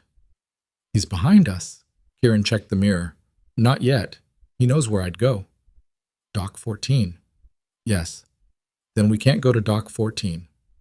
Bauer is the only—" "Roman knows about Bauer. You said he has 4 years of your operational knowledge." She kept her eyes on the road, the rain-slicked coastal route unreeling in the headlights. "If Roman knows your contingency contacts, going to Bauer is going to Serrano." Silence. Then, "You're right. Is there anyone else? Anyone completely outside your operation that Roman has no file on?" Kieran was quiet for a moment that she could feel the cost of a man running through his entire internal architecture, looking for a room that the last 4 years of exposure hadn't touched. "There's someone," he said finally. "Not a contact, a history." He shifted, grimaced, resettled. "A federal agent I met once 3 years ago, off the record. She was building a case against Serrano independently. She reached out through an intermediary. I didn't take the meeting formally. Technically, it never happened." "Then Roman has no record of it." "No record, no name in any file. It was one conversation in a parking structure on the north end. I memorized her number because I knew if I wrote it down it was already compromised." He turned his head to look at her. "I haven't used it in 3 years. Will she answer?" "If she's still active. If the case is still running." He paused. "If she answers, it means Serrano hasn't gotten to her yet. If she doesn't, we find another way." Lyra glanced at him. The hand on his side was soaked through. "Call her." He called from the car's anonymous line, not his personal phone. 7 rings? 8. She was watching the road and watching the mirror in equal measure, the rain reducing visibility to a tunnel of headlights in gray. And she was calculating. Distance from the manor, Serrano's response time, Roman's likely route, the specific math of how much time they had before the geometry of the city closed around them. On the 9th ring, someone answered, a woman's voice. alert in the way of someone who doesn't fully sleep, the immediate, oriented quality of a person accustomed to calls that mean something. "Who is this?" "Meridian," Kieran said. The same word he'd given Lyra for Bauer, she realized. Not a contact code, a recognition signal, something only he would use. A pause. "You have a lot of nerve," the woman said, not angry, measured. 3 years. "I have something you've been building a case to find for longer than that. Physical documentation, financial records, photographic evidence, chain of custody from the source." He paused for a breath that cost him. "Marcus Vale compiled it before he was killed. His sister has it." Another pause. Longer. "Where are you?" "Coastal route south of the Ravencroft property. Moving. We have limited time before—" "I know who you're running from. I've been watching Serrano's harbor facility for 6 weeks." Her voice shifted, the bureaucratic caution dropping away, replaced by something more operational. "There's a fuel depot on the Sallow Creek Cutoff, 12 miles south of your current position if you're where you say you are. I can be there in 20 minutes. We'll be there in 15. Drax." Her voice stopped him. "If this is what you say it is, it changes everything. You understand what that means for you, too." "I understand." "Then drive." She hung up. Lyra drove. The Sallow Creek Cutoff appeared in the headlights as a turnoff marked by a reflective post that the rain had made nearly invisible, and she took it without slowing enough to be cautious and felt the rear tires break traction briefly on wet gravel before catching. The fuel depot was a cluster of industrial tanks set back from the road behind a chain-link fence, closed at this hour, a single security light burning yellow above the gate. She killed the headlights 50 meters out and coasted in. "Stay in the car," Kieran said. "You can barely—" "I can stand!" He was already opening the door, getting out with the careful economy of a man rationing his movement. He stood in the rain beside the vehicle, one hand on the roof, and she watched him decide not to lean on it. She got out anyway, stood beside him. He looked at her. She looked back. "You were supposed to run," he said. "I know." "The documents are on the seat. I'll hand them over the moment she arrives." She turned up her collar against the rain. "Stop arguing with me. It's not your best skill." Something crossed his face. Not the ghost of a smile this time. The actual thing. There and gone in less than a second, but real. More real for its brevity. More rare for how completely it changed the architecture of his face. She filed it away with the thumb press in the dark passage and the careful way he'd said including me. Headlights appeared on the cutoff road. One vehicle, moving at the pace of someone who knew where they were going. It stopped 20 meters away, and a woman got out. Early 40s, practical clothes, the kind of physical presence that takes up exactly as much space as it needs to, and no more. She looked at Kieran's hand on his side and at Lyra and at the car, and her assessment took approximately 4 seconds. "You're hit." "I'm aware. I have a kit in my vehicle." She looked at Lyra. "You're the sister." "Yes." "The documents." Lyra went to the car and retrieved the envelope. She held it out. The agent took it with both hands and stood in the rain holding 4 years of her brother's work and looked at the outside of it, for Lyra and Marcus's handwriting, with an expression that was professional and completely human at the same time. "I'll need a statement from both of you," she said. "Formal. On record."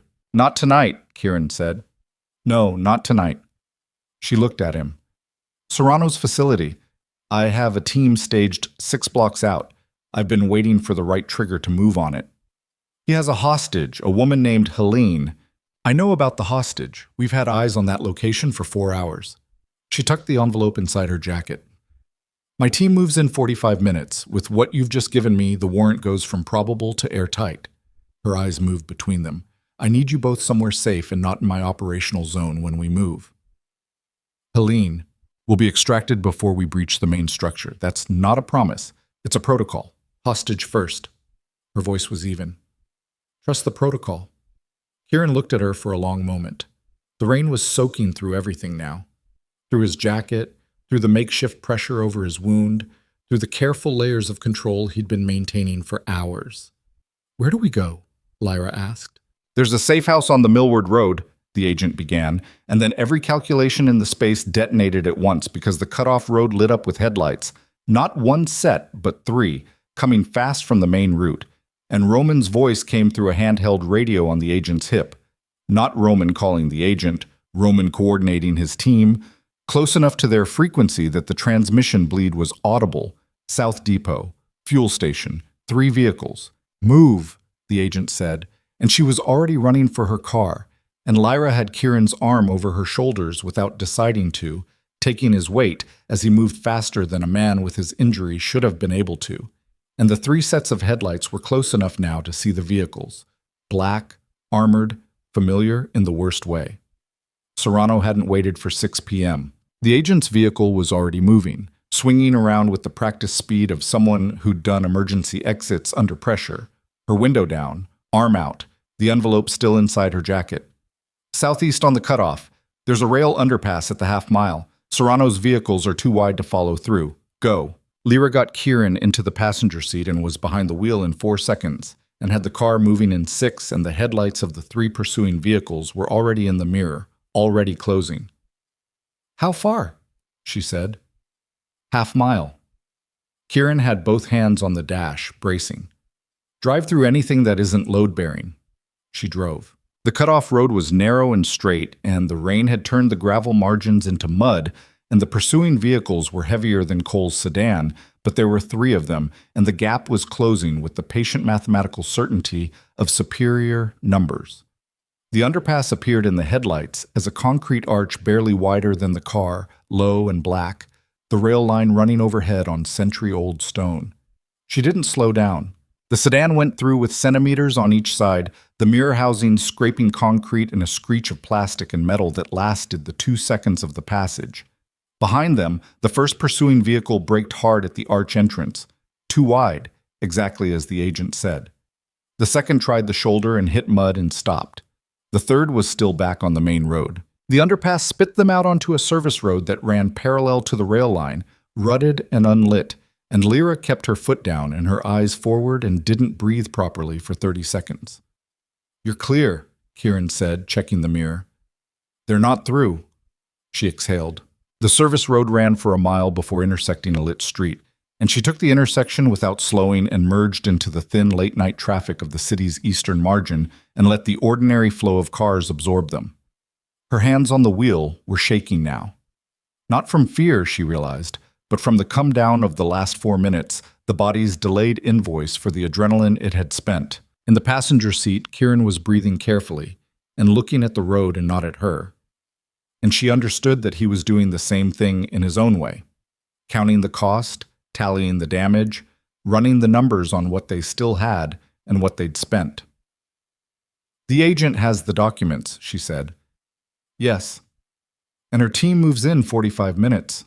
Yes. Then it's out of our hands. He turned to look at her then. In the passing streetlights, his face was pale and rain-streaked and absolutely unguarded in the particular way of a man who has used up every reserve he had and is operating on something that exists beneath strategy and calculation, something older and more fundamental. Helene, he said, the protocol. I know the protocol. He looked at his hands. I should have moved on Serrano 2 years ago when I had the intelligence. I let it sit because moving meant exposure, and exposure meant risk to the organization. He stopped. 11 years she worked for me, and I calculated her risk against my operational security. You couldn't have known. I could have moved faster. I chose not to. His jaw set. The things you don't do. They cost as much as the ones you do, sometimes more. She had nothing to say to that. Not because he was wrong, but because he was entirely right, and the only answer was the specific silence that means I hear you without diminishing it. They drove through the eastern city in that silence, the rain steady on the roof and the streets emptying toward midnight, and somewhere across town, in a facility overlooking the harbor, a federal team was staging on a warehouse perimeter with an envelope full of 4-year-old evidence in their possession. Lyra's phone buzzed. An unknown number. The agent's relay. She answered it on speaker. We have a problem, the agent's voice said, tight and stripped of the measured calm from the depot. Serrano moved the hostage. She's not in the main facility. Lyra's hands tightened on the wheel. Where? Kieran said. That's the problem. A pause, and inside the pause was the particular quality of someone delivering information they don't want to deliver. Our surveillance picked up a second location activated within the last hour. Cross-referencing with Roman's known secondary sites, we have one candidate. Another pause. It's the casino. The Aldrich. Harbor-facing, 12 stories. Serrano's name isn't on any of the paperwork, but it's been his fallback for 3 years. I know the Aldrich, Kieran said. Then you know it's a fortress. Private security, locked floors, a building management system he controls directly. The agent's voice was measured and honest in the way of someone who respects the person they're disappointing. My team can move on the warehouse facility tonight and seal the evidentiary case. The Aldrich is a different operation. It requires different authorization, different resources, a timeline of, how long? Kieran said. A pause that answered the question before the words did. 48 to 72 hours for the right warrant and a properly resourced entry team. The car was very quiet. Helene doesn't have 72 hours, Kieran said. I know. Serrano knows his facility is compromised the moment your team moves on the warehouse. He'll know the documents are in federal hands. He loses every piece of leverage he has. Except one, the agent said.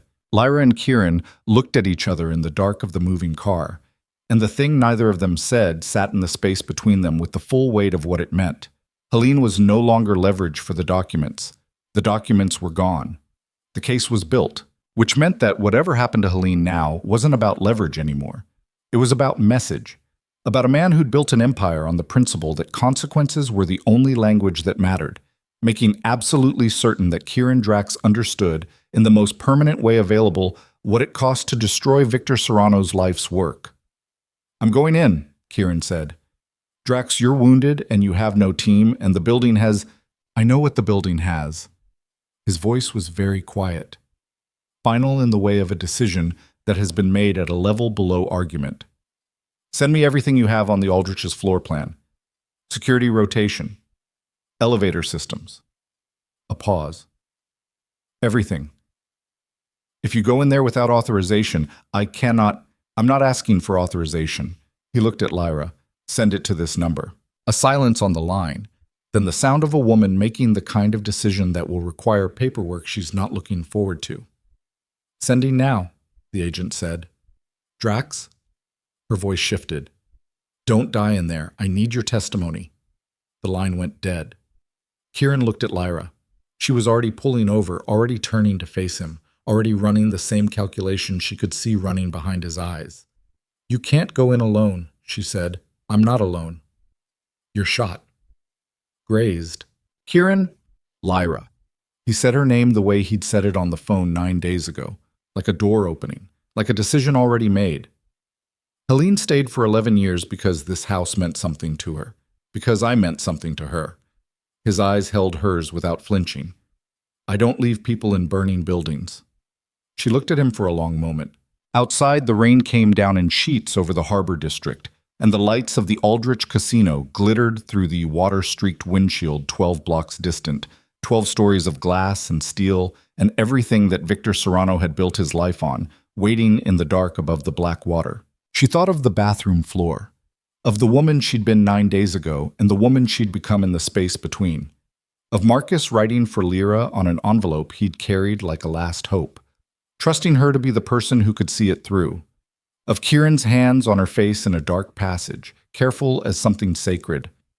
Tell me the floor plan, she said. His eyes changed. She watched the vault do the thing it had never done in her presence. Not crack, not gap, not allow a controlled glimpse through a careful opening, open, wide, all the way. He reached for the phone to pull up the agent's files, and his hand was not entirely steady, and she reached over and steadied it without comment. And they sat together in the parked car in the rain 12 blocks from the last battle, and built the plan that would either end Victor Serrano's empire or end them. The Aldrich's main elevator required a key card above the 8th floor. The service stairwell on the harbor side had a manual lock that the building's automated system didn't monitor. The 12th floor, Serrano's floor, had a single guard rotation every 22 minutes, a window Kieran described with the certainty of someone who had spent time learning the building's rhythms from the outside. 22 minutes was enough. If they moved right, if they moved now, If the wound in Kieran's side held and Serrano hadn't changed the rotation and Roman wasn't already in the building waiting and every calculation they'd made in the last hour was correct, that was a significant number of ifs. Lyra looked at the casino through the rain. "On your feet?" she asked. Kieran opened his door and stood, straight. The hand came away from his side. In the rain and the streetlight, he looked exactly like what he was. A man who had taken damage and was choosing to function at full capacity anyway, willing it with the specific stubbornness of someone who had decided that stopping was not available as an option. "On my feet," he said. She got out of the car. They walked toward the Aldrich Casino together, through the rain, through the harbor wind coming off the black water, through the accumulated weight of everything the last 9 days had cost, and everything the next hour would require. And at the service entrance on the harbor side of the building, in the shadow of a fire escape that hadn't been painted since the previous decade, Lyra Vale put her hand on a door handle and looked at Kieran Drax one more time before the last thing began. He met her eyes. "Whatever happens in there," he said. "Don't," she said. "After. Say it after." He nodded once. She opened the door. The service stairwell smelled like concrete dust and standing water, the kind of smell that meant a building maintained its public face and let its bones rot.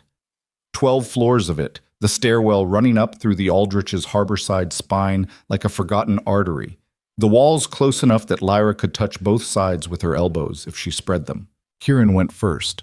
She didn't argue with it, not because she deferred to him, but because he knew the building and she knew the wound, and the wound was the variable she was watching. He moved well, better than she had any right to expect from a man who'd been bleeding for the better part of 2 hours. The careful, measured climb of someone distributing weight deliberately, one hand light on the rail, breathing through the nose on the ascent to keep the sound contained. She counted floors by the numbered placards on the landing doors. 4, 5, 6. At the 7th floor landing, he stopped and held up a fist, and she stopped 2 steps below him, weight balanced, listening. Footsteps above. Not the building's ambient noise, deliberate footsteps, the tread of someone descending with purpose. One set, coming from above the 10th floor based on the acoustics.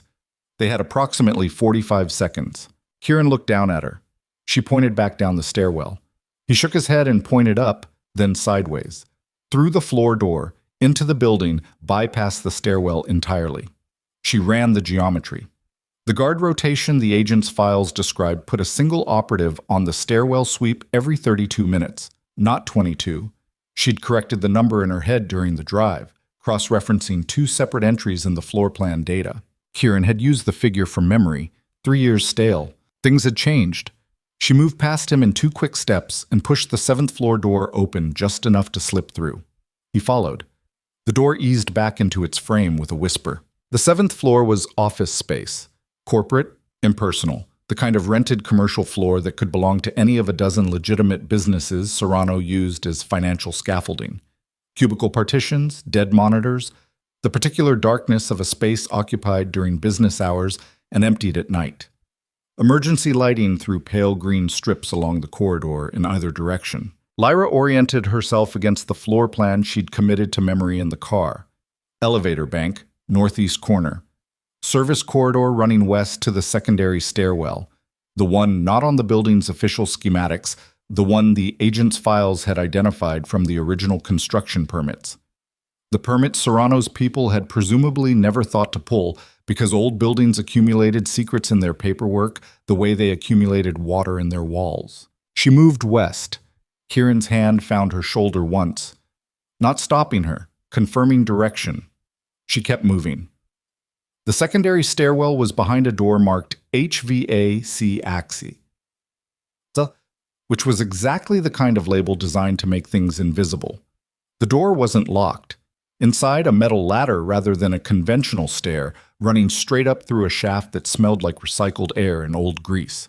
The building's mechanical infrastructure running alongside it in thick conduit bundles. 12 to 10 was 2 floors. 10 to 12 was 2 more. They came up behind the 12th floor's mechanical room and waited. The agent's files had given them a guard rotation based on surveillance conducted over 6 weeks of external observation, which meant it was accurate to the pattern but blind to the variations. What they couldn't know was whether Serrano had changed his protocols tonight, given that his warehouse facility was compromised. and Roman had reported a failed retrieval at the manor. Serrano was not a man who responded to threat by relaxing. Kieran put his mouth against her ear. 2 guards on Helene's location based on Roman's operational signature. He doesn't use more than 2 on a single room. He likes mobility. He wants people who can move fast rather than a static cluster. A breath. The main suite is at the north end, harbor-facing. Glass wall overlooking the water. Serrano? If he's here, he'll be in the suite. He doesn't delegate the end of things. His voice was very quiet. The quality of someone stating a fact they've learned from extended personal observation. He wants to be present. He always has. Then Roman will be with him. His jaw was close to her temple, and she felt the tightening in it. Roman runs towards Serrano when things go wrong. He always has. I should have read that years ago. She turned to look at him in the mechanical room's near darkness. His eyes were dark and steady and carrying something that had moved past anger into a colder register. The specific temperature of a man who has finished grieving a betrayal and is now simply dealing with it. Roman is mine, she said. He looked at her. Marcus's letter named him. Marcus is my brother. Her voice was level. Roman is mine. A long moment. Then Kieran nodded, once, and the nod carried the weight of a man who understood that some reckonings belong to specific people, and trying to take them is its own kind of theft. They moved out of the mechanical room into the 12th floor corridor, and the first thing Lyra registered was the light. Warmer than the floors below. The kind of lighting that costs money to install and says, through pure aesthetic grammar, that the person who occupies this space considers it worth the investment. Dark wood paneling. Carpet that swallowed footsteps. The subdued glow of recessed fixtures in the ceiling. The second thing she registered was the guard.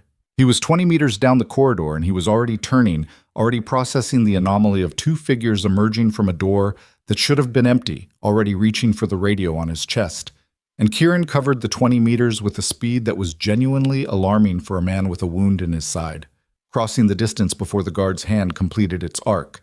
And the takedown was silent and technical and finished in 4 seconds. The guard was zip-tied with his own equipment and deposited in the mechanical room before Lyra had processed the full sequence. Kieran came back to her. His breathing had changed. The careful nasal rhythm abandoned in favor of something harder, more urgent.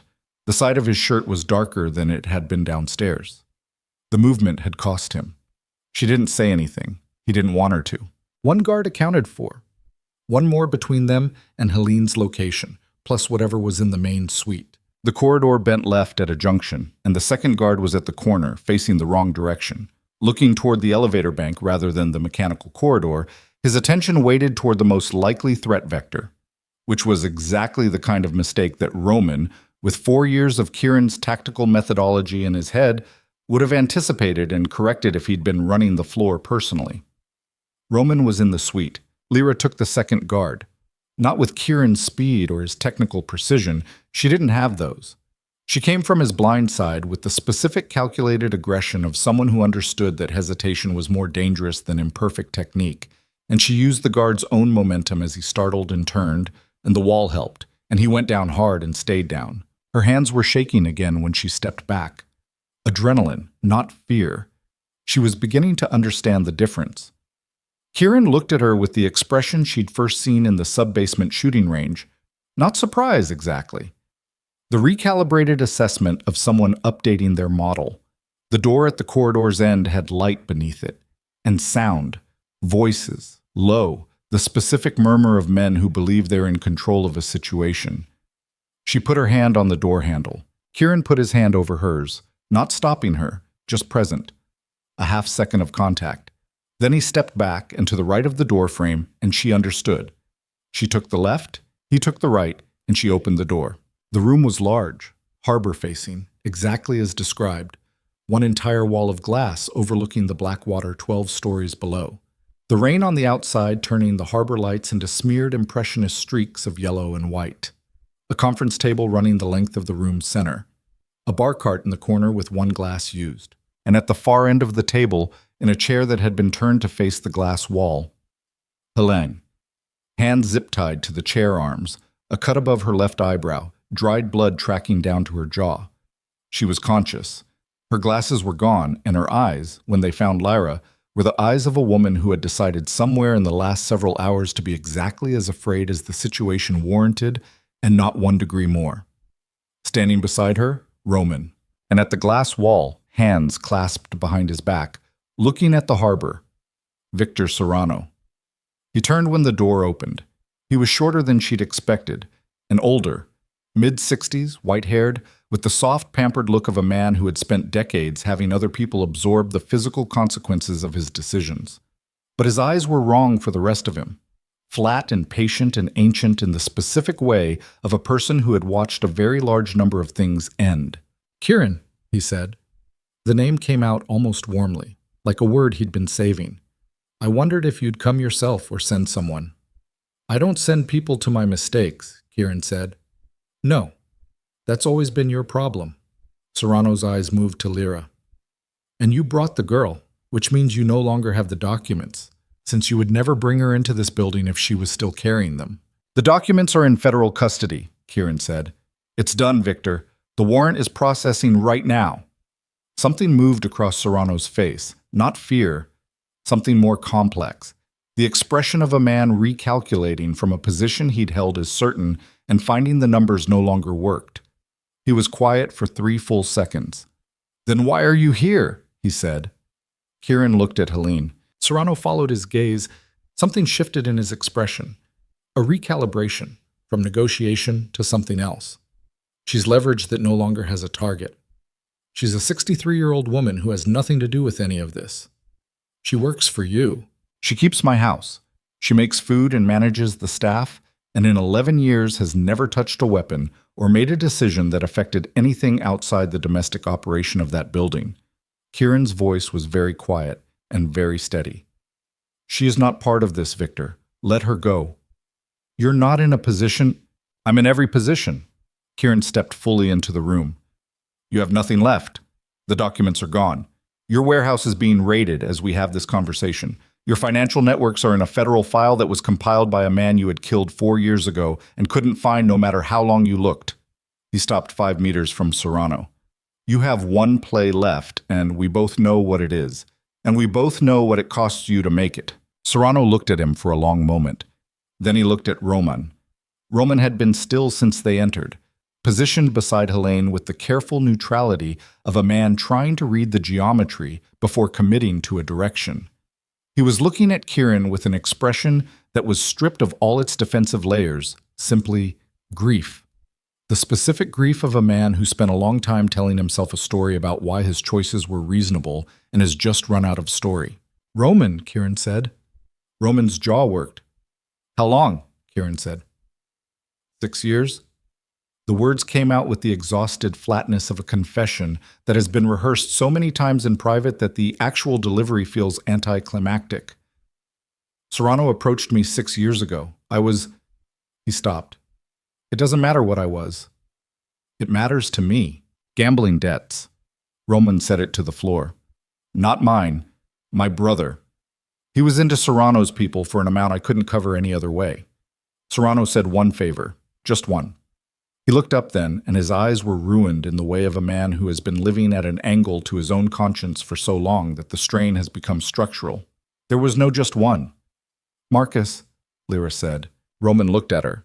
His face did something complicated and deeply human, and she hated him for it. For making it complicated, for not having the decency to be simply monstrous. "I didn't know they were going to kill him," he said. "I told Serrano what Marcus had found. I thought—" He stopped again. "I told myself they'd scare him off, pay him, make it clean." "You told yourself a story," Lyra said. "Yes. And when it wasn't clean." Roman closed his eyes. "I told myself a different story." The room was very quiet. Outside, the rain on the harbor-facing glass made a sound like static, like a frequency just beyond the range of comprehension. Lyra looked at the man who had fed her brother's location and her brother's work to the people who had him killed. She felt the weight of Marcus's letter in her body. Not in her hands, not physically. It was in a federal agent's jacket 12 blocks away. But she felt the weight of it in the way you feel the weight of a thing that has been carried for a long time and has left its impression in the muscle. She walked toward Roman. He didn't back up. She gave him that. He stood and took it. "You're going to testify," she said. "Everything. Marcus, Serrano, the 6 years, all of it. On record, in detail, every name, every date, every story you told yourself." She stopped 2 feet from him. "And then, you're going to live with what that looks like when it's out in the open air instead of locked inside your head." "Lyra," he started to say something that might have been an apology. "Don't," she said. "I don't want it. Testify." Roman looked at Kieran. Something passed between them. The residue of whatever they had been to each other for 11 years, everything that meant in the context of what it turned out to be built on. It wasn't nothing. That was the terrible part. It was something real, genuine, and rotten at its center simultaneously, the way the worst betrayals always were. "I'll testify," Roman said. Serrano made his move then. Not with Roman, not with a weapon he didn't appear to be carrying, with the glass wall. He turned to it and pressed something on the panel beside it, and a section swung outward like a door, the harbor wind and rain flooding into the room with sudden, cold violence, and he stepped through onto the maintenance balcony beyond. Kieran was through the glass before Serrano had taken 2 steps. Lyra stayed with Helene. She worked the zip ties with fingers that were clumsy with cold and urgency, while through the open glass wall the rain came in sideways, and she could hear the 2 men on the narrow balcony above the 12-story drop. The zip tie gave. Helene pulled her hands free and sat forward and reached up and gripped Lyra's forearm with a strength that was surprising from a 63-year-old woman who'd been in a chair for hours. "I'm all right," Helene said. Her voice was steady, the steadiest thing in the room. "Go." Lyra went through the glass. The balcony was a maintenance platform, metal grating, 4 feet wide and running the length of the harbor-facing wall with a rail that was designed for utility rather than safety. The rain was an assault, horizontal, cold, reducing visibility to 10 meters of lit glass and darkness beyond. The harbor was invisible 12 stories below, just wind and the sound of water. Kieran had Serrano against the rail. Not by the throat, not with a weapon. He had his forearm across Serrano's chest, and Serrano was pressed against the railing with the harbor at his back, and 12 stories of nothing behind that. And Kieran's face was 6 inches from his, and what was on Kieran's face was the thing Lyra had been afraid of since the night she'd watched him look at the bruising on her face, and then look at Nolan. Not rage. The thing past rage. The cold, settled, inevitable thing that had no heat in it at all. "Kieran," she said. He didn't look at her. 4 years, he said to Serrano. The rain was in his voice, in his hair, running down his face. The wound on his side had bled through completely now, and the rain was washing it down the front of his shirt in diluted rivulets. Marcus spent the last months of his life terrified and alone because of a machine you built. He died thinking he'd failed, thinking the city was going to swallow everything he'd found. His voice cracked on the last word, just barely, just enough to be human. He didn't fail. It took 4 years and cost everything, but he didn't fail. Serrano said nothing. His face was doing the thing that faces do when the body understands something the mind hasn't accepted yet. A blankness. A waiting. "Kieran." Lyra put her hand on his arm, not pulling, just present. The same way he'd put his hand over hers on the door handle. Just present. "The federal team is moving on the warehouse right now. Serrano goes to trial with everything Marcus compiled. He goes through all of it, every document, every photograph, every name, in open court." She kept her voice even. "That's the ending Marcus built. Not this." Kieran's forearm was rigid under her hand. "This ends with him standing in front of a judge looking at what he built," she said. "Everything exposed, all of it out in the open where nobody can make it disappear. That's what 4 years of Marcus's work was for." She pressed her hand against his arm. "Don't let him turn this into something else." A long moment. The rain on the grating, the harbor wind pulling at everything it could reach. Then Kieran stepped back. Serrano straightened from the rail and looked at the 2 of them with the ancient, patient eyes of a man already running his next calculation. He opened his mouth. "Don't," Lyra said. "Whatever it is, don't." He closed it.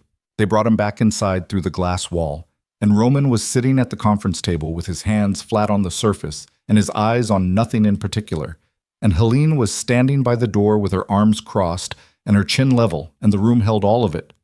The 4 years and the betrayal and the letter and the harbor outside and the rain that had been falling over Blackwater City since the night all of this began. The federal team arrived 17 minutes later. Lyra sat on the floor of the corridor outside the suite with her back against the wall and her knees pulled up and let it happen around her. The footsteps, the voices, the specific controlled vocabulary of law enforcement moving through a space and making it official. Someone put a thermal blanket around her shoulders at some point. She didn't remember asking for it. Kieran came out of the suite and sat on the floor beside her. Not dramatically. He just sat down with the careful, incremental movement of a man who was overdue for it, his back against the wall, his shoulder 6 inches from hers. A paramedic materialized and opened his side without ceremony and did things with gauze and tape that made Kieran's jaw work, but drew no other response. Lyra watched the paramedic work without looking away, cataloging the wound with the specific attention of someone who needs to know the actual damage rather than the managed presentation of it. Through and through, the paramedic said, "You need a hospital." Later, Kieran said, "That's not how—" Later, the paramedic looked at Lyra. She looked back at him. He packed up his kit. They sat in the corridor while the 12th floor was processed around them, and the sounds of the operation moved through their specific phases. And outside the harbor-facing glass, the rain began, finally, to ease. Nolan was arrested at a motel on the south side at 4 in the morning. The arresting officers found him watching television with the shades drawn, the specific tableau of a man in between catastrophes waiting for the next one. He was charged as a material witness in the Serrano investigation and with obstruction, and the arresting report noted that he cooperated immediately and at length, with the particular enthusiasm of a man desperate to be useful to whoever currently held the most power over his situation. Lyra learned this later, third hand, and felt nothing particular about it. Not satisfaction, not pity, the particular absence of feeling that comes when something has been resolved rather than avoided. The federal case moved with the speed of an investigation that has been building for years and needed only the final evidentiary package to release everything it had been holding. Serrano's warehouse facility yielded enough additional material that the original Marcus Vale documentation, while essential, became one of several pillars rather than the lone foundation. 17 arrests in the first week. A municipal judge resigned before charges were filed. A harbor master took a plea. The police supervisor, who'd buried 3 investigations into Serrano's operations over 6 years, was indicted in open court. The charges read in a voice loud enough to be recorded and replayed in every news outlet with a Blackwater affiliate. Roman testified. All of it, every name, every date, every story he told himself and the reality underneath it. He testified for 3 days across 2 separate sessions, and the testimony was comprehensive and specific and cost him exactly what he told Lyra it would cost, out in the open air where the shape of it was undeniable. He would serve time. The sentence was reduced for cooperation, which was the law working the way the law worked when it worked at all, and Lyra had no strong feeling about the reduction. She had what she'd asked for: the testimony, the exposure, the thing Marcus had spent his last months building toward, finally doing what it was built to do. She visited her brother's grave on a Tuesday morning, 3 weeks after the Aldrich. The cemetery was on the city's western edge, backing onto a park that had been allowed to go a little wild, grass long between the paths, old trees dropping seeds across the older headstones. She came alone. She'd thought about bringing flowers and then not brought them because Marcus had always found flowers at funerals vaguely theatrical. She stood at the headstone for a long time. She told him about the envelope, about Carver Street and the key and the box she'd never opened, about the federal agent's face when she'd received the documentation, professional and completely human at the same time, about the court dates and the arrests and the judge's resignation and all the slow, procedural, unglamorous machinery of justice that was now grinding through the debris of what Victor Serrano had built. She told him about Kieran, not all of it. Some things didn't need to be said aloud to be understood. But enough. She told him about the 17 minutes, about the kitchen at 2 in the morning, about the dark passage and the hands on her face and the floor plan memorized in a car in the rain. She told him she was okay. Not perfectly okay. Not the uncomplicated okay of someone who'd come through something clean. The specific earned okay of someone who had sat in the rubble of what they'd been and decided, with full awareness of the cost, to build something different from the material available. She stood at the headstone until the cold got into her bones, and then she said very quietly, "You picked right," and walked back to the car. Ravencroft Manor was in the process of a different kind of change by the time the first snow came. Kieran had begun the dismantling carefully, the way you deconstruct something you built precisely, knowing where the load-bearing elements were, taking down the non-structural parts first, making sure the whole thing didn't collapse on itself before the controlled demolition was finished. The shipping routes were sold or transferred to legitimate operators. The protection arrangements were ended. The financial networks were restructured through lawyers who were genuinely licensed and genuinely nervous about their clients' history. What remained was substantial wealth, a significant real estate portfolio, and the political relationships of a man who had made himself useful to powerful people for long enough that the usefulness had become the relationship. Some of those relationships survived the reorganization, some didn't. Kieran appeared to be at peace with both outcomes. The harbor neighborhoods that had absorbed the most damage from the Serrano years and the Drax years and the years before both, those were the ones he turned his attention to first. Not with ceremony, not with press releases or ribbon cuttings. With the same methodical precision he applied to everything, one project at a time, moving through the damage and making decisions about what could be repaired and what needed to come down entirely and be rebuilt from the ground. Helene stayed. She'd gone to her daughter's house for 2 weeks after the Aldrich, which had struck Lyra as both completely sensible and faintly heartbreaking. This woman going home to recover from 11 years of service in a house that had always had the possibility of exactly what had happened encoded somewhere in its foundation. She'd come back on a Thursday with her glasses repaired and a new scar above her left eyebrow and set about reorganizing the kitchen with the purposeful energy of someone who had decided that the way to reassert normalcy was to impose structure on the most functional room available. Nobody asked her why she came back. The question would have been insulting. Lyra found her own shape inside the changed circumstances slowly, the way you find the shape of a space after the furniture has been rearranged and your body hasn't yet updated its map. She enrolled in the paralegal program she'd been accepted to 2 years before Nolan had made it impractical. She took the morning training sessions, not survival mechanics anymore, just running, just the harbor road at 6 a.m., with the cold off the water and the city waking up around her. The specific pleasure of a body doing something difficult and adequate to the difficulty. She and Kieran moved around each other in the manor with the deliberate, patient care of people who understand that certain things cannot be hurried without being broken. They ate dinner in the kitchen most nights. They talked about the case, about the city, about books she'd found in the library that he'd actually read, and had opinions about that surprised her. They argued about small things with the comfortable irritability of people who'd been through something large together and had come out the other side still in each other's company by choice. On the night the first real snow came, not a dusting, actual accumulation, the harbor disappearing into white gray and the city going quiet the way it only did under snow. Lyra was on the balcony off the second floor when Kieran appeared behind her with 2 cups of something hot and handed her one without speaking. They stood at the rail and looked at the harbor. The snow fell with the particular silence of snow falling on water. The city's sharp edges softened. The industrial geography of the waterfront, the cranes and the containers and the working infrastructure of commerce, all of it went gentle under the accumulation, became something almost unrecognizable, almost peaceful. Roman's first testimony session was this week, Lyra said. I heard. The judge's resignation is going to lead to an appellate review of 3 previous verdicts, cases that should have gone differently. She wrapped both hands around the cup. Marcus would have cared about those cases. He always cared about the ones underneath the headline. Yes, Kieran said. He would have. They stood in the snow for a while. What did you want to tell me? She said. At the Aldrich door. You started to say something. He was quiet. She waited, because she'd learned that his silences were working silences, that the pause was part of the answer rather than a refusal to give one. I wanted to tell you that whatever happened in there wasn't your debt to pay, he said finally, that you'd already done more than Marcus asked of you, that you could have walked away at any point from the storage unit forward, and it would have been... He stopped.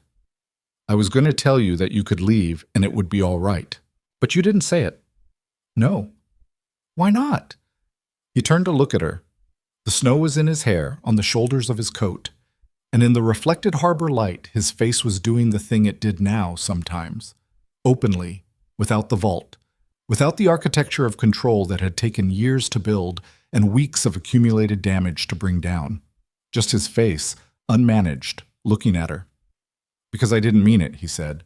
The snow fell between them and around them and onto the harbor below, and onto the city that was slowly, in its unglamorous and incremental and very human way, beginning to be something different from what it had been. Lyra looked at him for a long moment. "No more running?" she said. The corner of his mouth moved.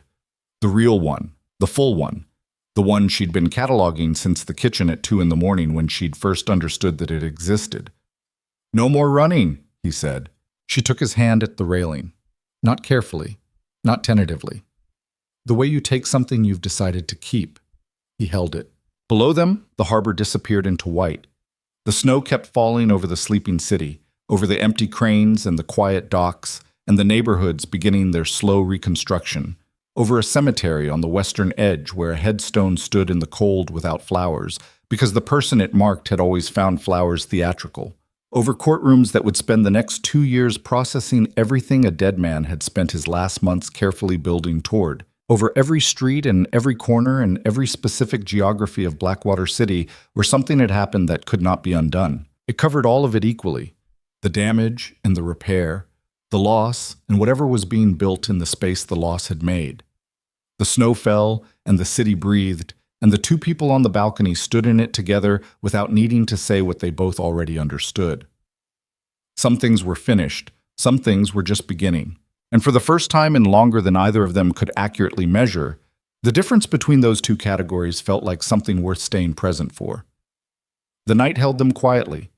The harbor glittered beneath the snow like stars the storm had brought down to earth, cold and bright, and entirely indifferent to human weight, and somehow, in that indifference, more beautiful for it.